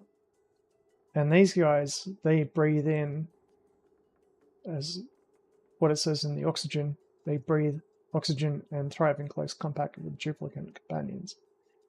In other words, they're pets. Right? They add decor. So like we have a look at the decor overlay. These guys are keeping where my duplicates go to eat. Colonists, duplicates, same thing, dupes. And they keep the decor up. And like this is where when my guys get too stressed out, they go to get lovely massages. So they enjoy the company of a slickster. But they only evolve into those long-haired slicksters, right? If this is why this game's so good, because it's so complicated, right? Like this lava, Like this will grow into like an adult slickster. But its chances of laying an egg, right? Like they're pooping oil all over my base, and I've got to stop them from doing that, right? These eggs just like hatch, and I've got more eggs going. So if I go this, we'll grab the long hair one, right? So egg chances 2%, 0.1%. It tells you the probability, right, in the description. If their body temperature is between 20 and 60 degrees Celsius. So the temp in my base is obviously like, you know, like around about 30 degrees, 29. Down here, it's like 65. And so having them down here means that they're more likely to lay a slickster egg as opposed to a long-hair slickster egg. But if I was to make it a little bit hotter, like down, there's actually nowhere that where it's that hot, like 100 degrees. But if I built close enough to this abyssal light that's at 1,376, that would heat up this entire area. Like if I dug out that one tile, that entire area would be like super, super hot. And then that would grow the molten slicksters. Now, the cool thing about molten slicksters is... Not that I've done all this before, I'm just like explaining the game. Like, I've only got like 600 hours in the game. Right? I haven't had the opportunity to do everything. But if it was a molten slickster, right? So we'll look it up. We've got the critter morph. So they consume carbon dioxide and exude petroleum. But if it was just like the basic one,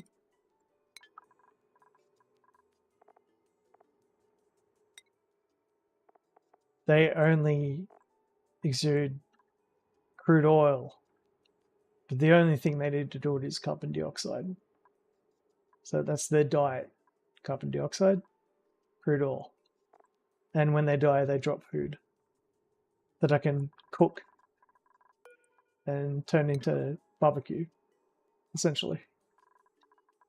So what I've got these guys here that are like basically they're wild and they've got a 100% chance nearly of laying another egg. And they'll do that because they're quite happy. Their mood is satisfied. And that's because they're breathing oxygen. Because long-haired slicksters can breathe anything. Basically, they breathe oxygen. So having them in my base basically means they're going to be stuck. Like in that sort of thing. Comfort range is 0 to 50 degrees. Livable minus 50 to 100. You want them between 0 and 50. And even when they're wild, they'll lay one egg before they die. Most of the time. But when you farm them, when you actually change them from being wild to being domesticated, which basically just means that my dupes need to sit there and drop them off in here and then pat them every now and then they will actually produce like 15 eggs instead of just one in the same amount of time. So it's like an exponential growth sort of thing. But in this case, like the only thing, it's just duplicate labor.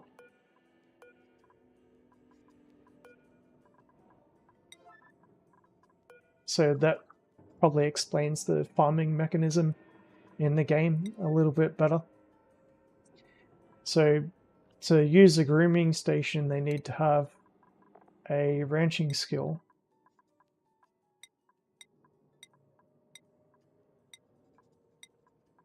Like this guy, where they can use a grooming station.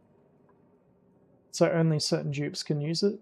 So he's got to put on an oxygen suit, travel all the way down here, and pet them, basically.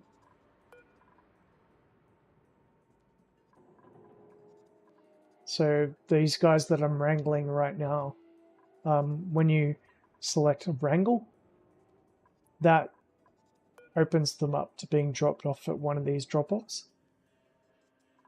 If you just select Relocate, then it's not being wrangled, it's just going to be wild. Like, that's the mechanic, like that's how it kind of works. So like all these fish that I've got in here, they all got relocated in here by being relocated but not wrangled, because they're wild. They'll just survive in my water. They are looking for food, but they eat stuff that I don't want them eating. So I've just left them wild, because they quickly well, they wouldn't quickly, but you know, the growth, it's free food basically. Like, I've just dumped them in my water tank, and it's like you can die, evolve, do whatever you want. So some of them are evolving in different ways, like tropical pacu, because of the temperature of the water being above 30 degrees. So body temperature between 35 and 80 degrees increases the probability of laying tropical pacu eggs. And this is where it gets complicated, and I'll get back into the game in a moment. I just got to explain this. But when they're born, they actually get born with a body temperature. So there's all sorts of like heat deletion sort of stuff going on, like where like you're trying to stop like everything from becoming like 100 degrees Celsius everywhere, or like 250 Fahrenheit or whatever unit you use. These guys get born at a hotter temperature, which heats up the water that they're in. And if I was to use this water and just pump it inside my base, all these plants would die. Because this farm tile is at 29.5 degrees Celsius. This millwood plant is at what temperature? I think it's the farm tile temperature that matters. But there's pipes running through it that, even though they're not putting water into the tile, it's putting water through at 26.5 degrees Celsius. And this pipe, this is why this game's so cool, has a heat capacity and a thermal conductivity of what it's carrying, and it's transmitting the cool water temperature into the farm tile, keeping it below 30 degrees, just meaning that the millwood can grow because its temperature is 10 to 30 degrees. Right? It's so cool. It's complicated as hell. But like, once you get used to it, like basically that's what the entire game is. It's like predicting things that will stop your people from surviving, and like changing it just in time. So like these contents, like the water that I'm pumping up here, it's like 9 kilograms of water at 28 degrees. It's like, what if I just get one more radiant liquid pipe, which conducts? It's got high thermal conductivity, thermally reactive. But if I was to use lead, for example, it's actually 35 watt per degree Kelvin difference conversion. Or if I used gold, it's actually 60 watt per degree Kelvin. So like, it says it's high thermal conductivity and thermally reactive, but gold is a lot better than lead, even though it can do those things. So like building just one tile here could mean that the water that's passing through here will turn into ice inside the pipe, because it goes below the freezing temperature of water. Like, how cool is that? Like, it's super complicated. It's such a silly game, but like, the actual mechanics in, like the mechanics in the game, like it's insane. Like hydrogen, right? Use hydrogen for some of the end game rockets. Like when you're in space and stuff, like you're building rockets to like travel and like go to other asteroids. Like you can use different types of fuel. You can use steam, you can use petroleum, you can use like oxygen, you can use like hydrogen, you can use like so many different things. Like when you're actually building like rockets, like space rockets, and you have to like take this hydrogen and drop it down to, so it's like hydrogen gas, right? Transitions to liquid hydrogen at minus 252.2 degrees Celsius. But you can't use hydrogen gas in your rocket. You got to use liquid hydrogen. So like when you think about like all the thermal stuff, like how do you get stuff down to minus 252 degrees? You know, like it's so cool, man.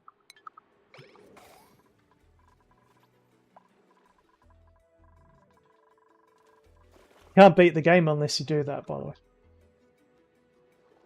There's like a 2 degree difference between liquid and frozen.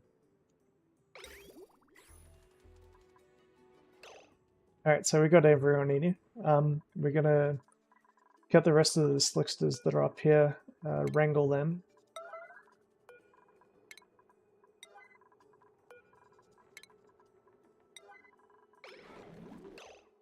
And the eggs.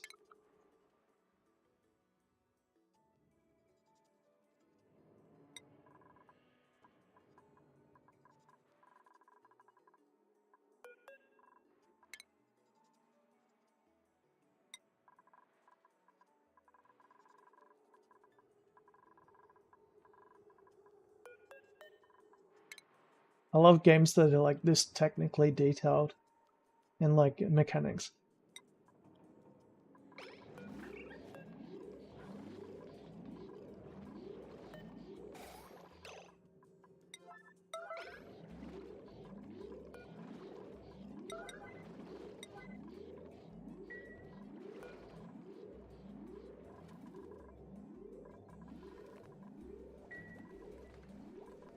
So they're moving them all down now. And now we can like clean up, basically.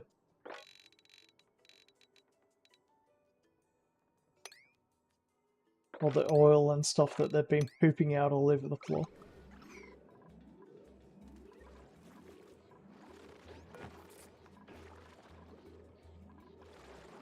So basically in this room, to explain like what I'm doing in this. Room overlays, like just like a room world, kind of. Like the maximum size for a stable is 94 tiles. So if I pull out my my dig tool, and I dig this up, that's 100 tiles, that's 96 tiles. But because I built that one brick there, it's actually 93.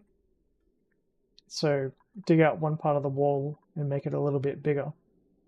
Got your 94 tiles. 94 tiles. Most critters can take 8 critters. So that's like your max size, like your farm size. Then when you got that, the reason why you have the door and the wall here is because it keeps all these guys still technically in a room that's size 96. But they're all concentrated here because they can't go past the doors.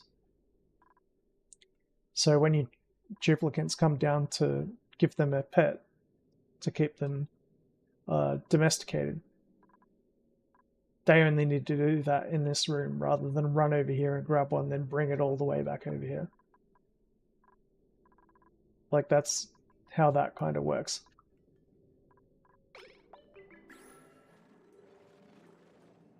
And once these guys are domesticated, they're going to start pooping out eggs. And one farm should be enough to deal with most of all of this carbon dioxide. I'm going to do one farm and see whether or not the carbon dioxide levels go down. And like the way that you can tell whether or not they go down is like literally looking at the map. Do they go down? If they don't, then I build another farm.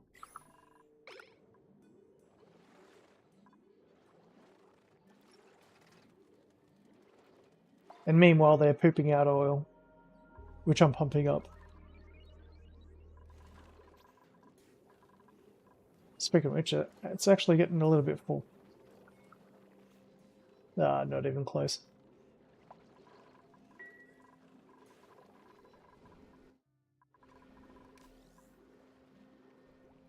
Drink the clock! Hikatsukane.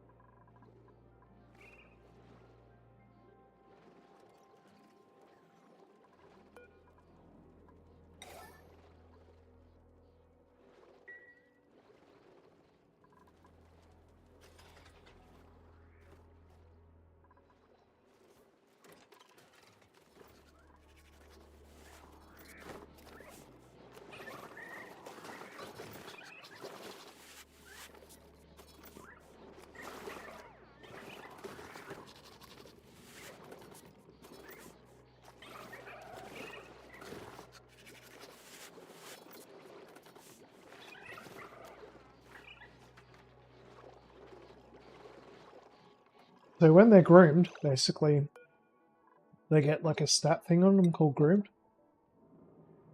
It basically increases their happiness, makes them more happy, reduces their wildness. So in 2 cycles, these guys won't be wild anymore.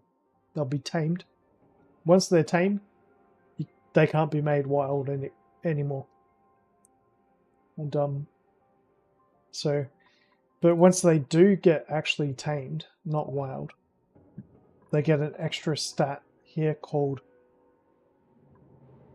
reproduction. So if I look at my pips, which are up here, which are all very, very happy. That one's called reproduction. At 100%, which it gathers up, they lay a new egg. And that egg creates a new one. When the room gets full, they get a debuff called cramped. Which means that they stop reproducing. Pretty cool, eh? So, but each egg basically creates a new critter, and you know, like their age, like so the room will never empty. Basically, it means that you'll always have like around about 6 to 8 animals in that little space. So that's like how you can like focus them into one area. For these guys, I'm not too worried about them being stuck in one area. I mean, it makes it harder to groom them.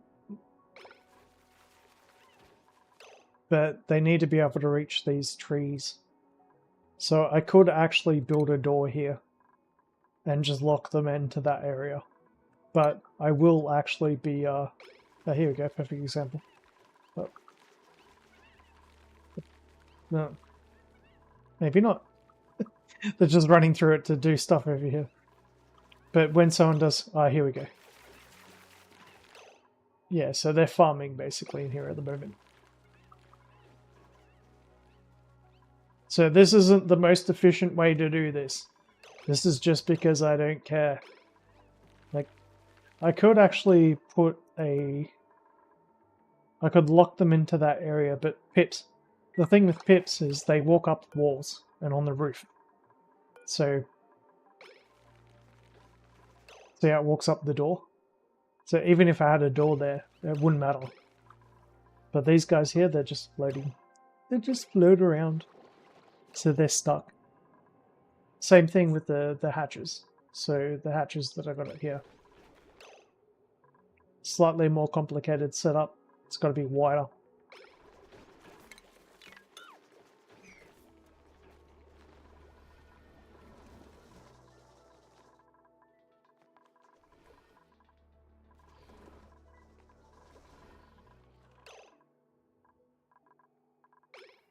They still haven't finished everything I want them to do yet. So look at the errands list. It's like, yeah, number 1 task for this guy.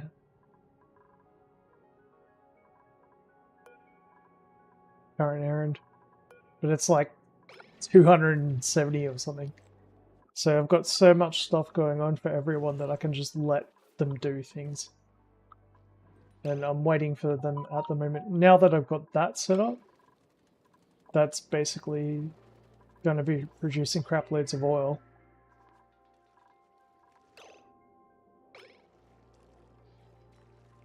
It's actually nearly getting full. I'll have to refine it soon. That petroleum is getting low. I'm going to stop turning petroleum into plastic once it reaches about 20 tons. Because that should be enough for most of the game once that happens. But then I've got other uses for the petroleum.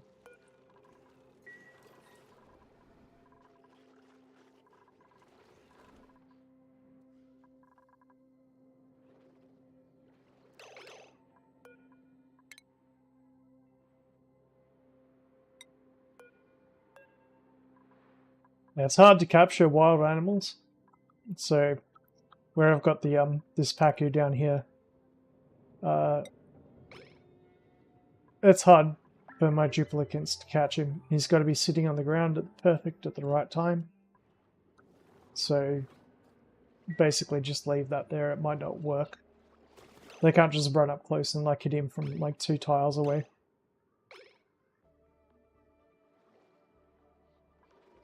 Yeah, still pulling oil out. That's the main thing. And somehow we're still getting salt water. I don't know how. There's something producing salt here. I don't know what is doing it. It's like an infinite saltwater glitch.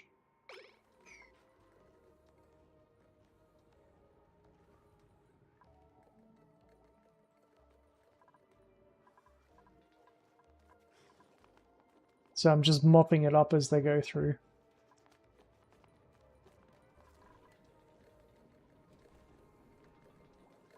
I can use that maybe later, but to be honest, I haven't really found a useful use for salt water. In this particular game, this seed, I don't need to worry about it. But I am going to disable this pump because we don't need any more crude oil up there, really. Not for a while.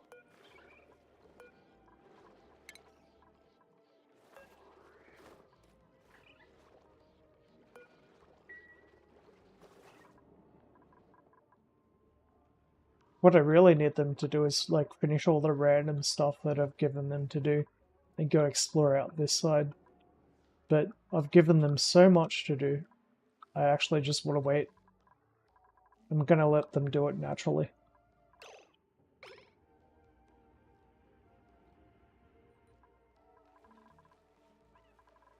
Based on the commands that I've already given them.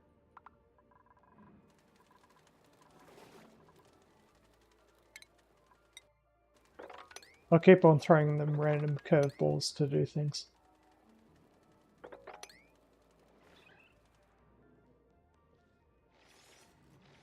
But yeah, what they're doing now.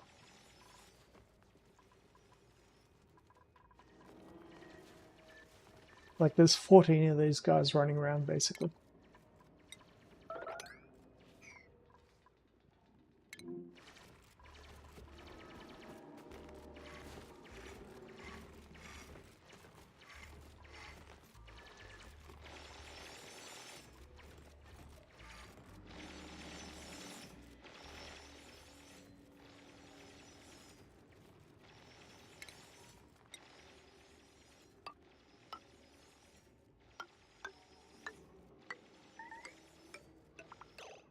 trapped.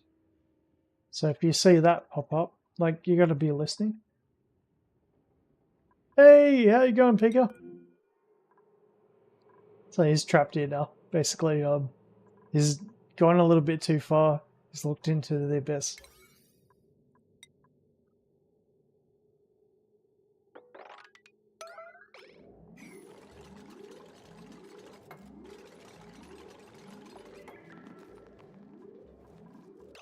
Hey, check this out.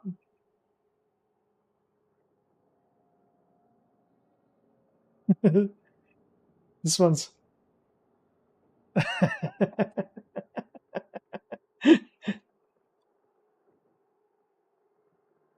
So, I got my pay raise, I got my bonus. Yes! So basically, today I'm having a little bit of fun. I'm trying not to get too drunk, though. Because I do have to go to work tomorrow. But I've still been, like, basically killing the leaderboard at work. My efficiency is through the roof. What I've really missed, though, is I haven't been able to play much music. I need to find another way to play music without going into Chitango. Like, straight up. I feel the itch. I need to DJ. I'm gonna go, like, into, like, my own Chitango room and, like, DJ for myself. Like, that's how bad it is. I can't play music anymore unless it's for other people. What can I say?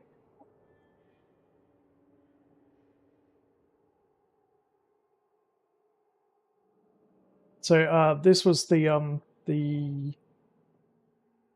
moon the other day.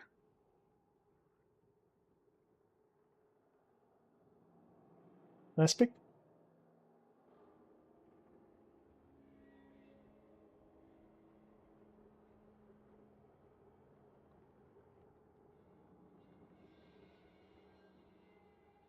I need a new phone. Like, seriously, my phone is falling apart. And, what else?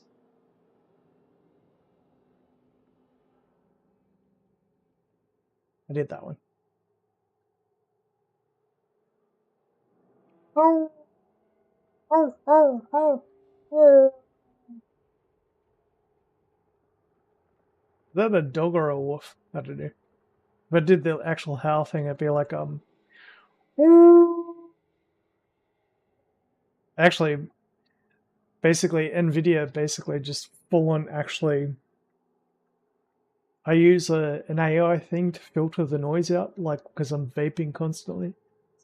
And, it somehow decided that me howling like a wolf is noise.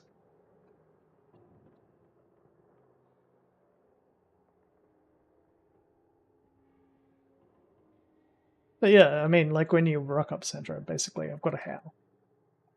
Has to be done.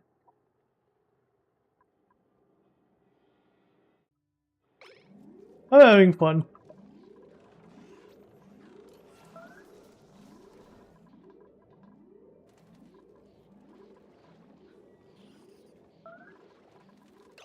Uh-oh.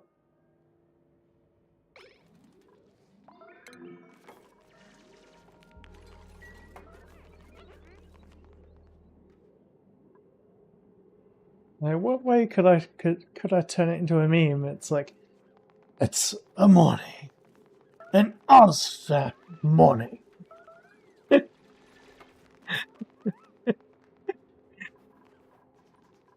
I actually feel bad because people bought me BGs. Like, I know that people fucking spent money on that shit. Like fucking, I've got like 3 months of BGs, people buying me BGs.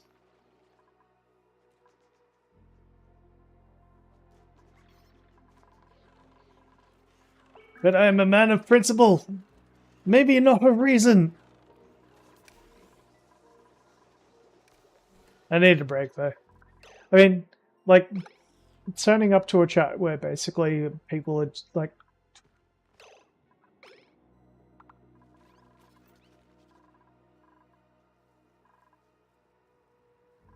I mean, it's kind of like the... I have to admit, it's probably the worst time for me to walk away from shit. Because, like, when everything starts working and everything starts going well, it's like, yeah, I just, like, dip out.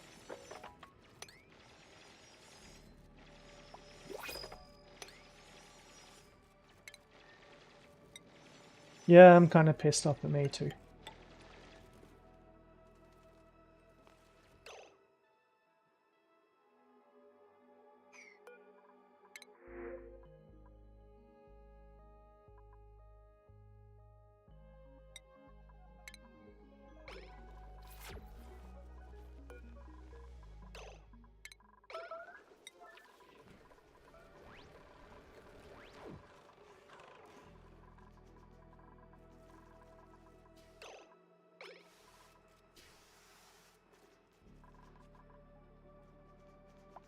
But I don't want to know.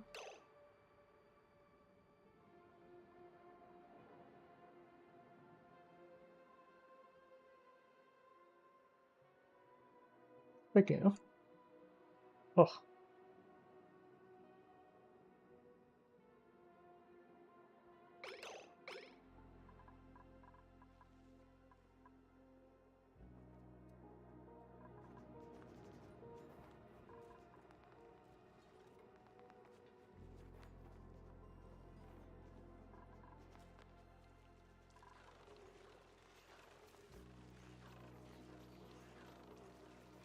Pretty sure I turned that pump off. Why is it still running?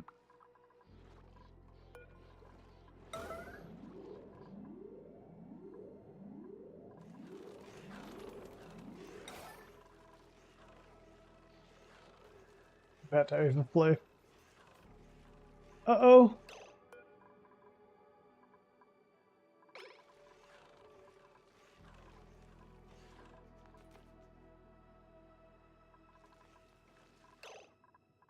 I can snip.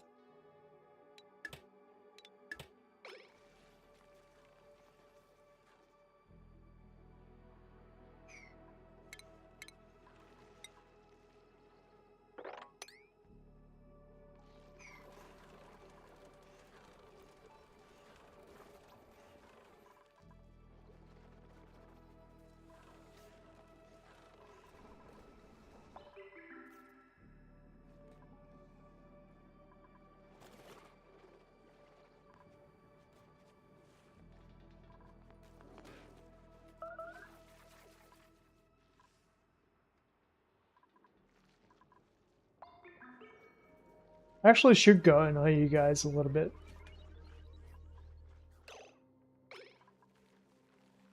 I mean, like, if basically the only reason why I do it is just so I can play music.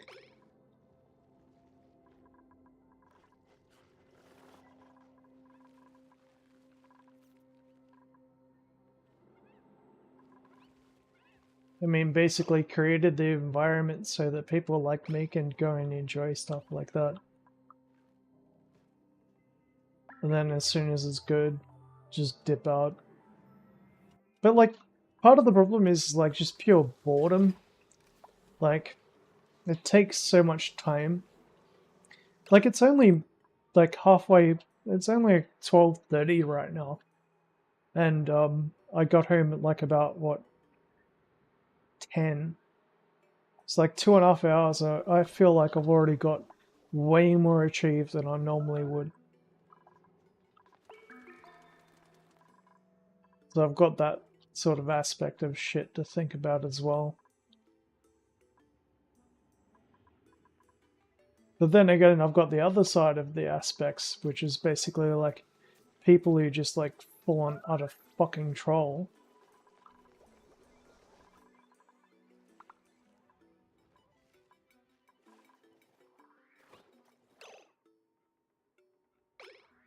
Suppose I could go and boop your snoot.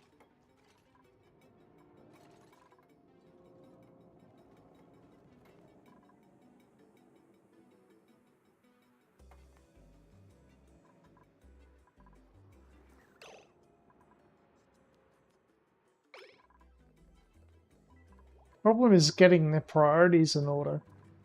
It's like the priority is like me doing shit like this before I go on a chat and get abused.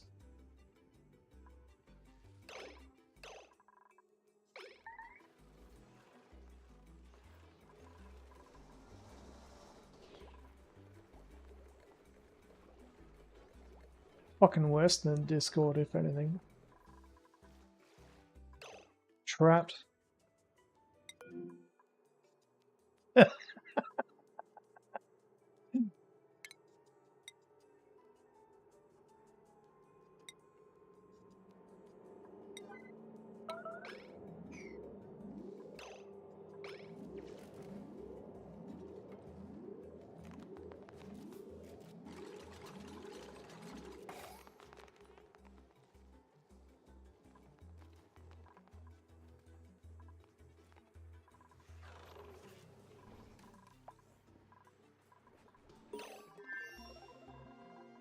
Research.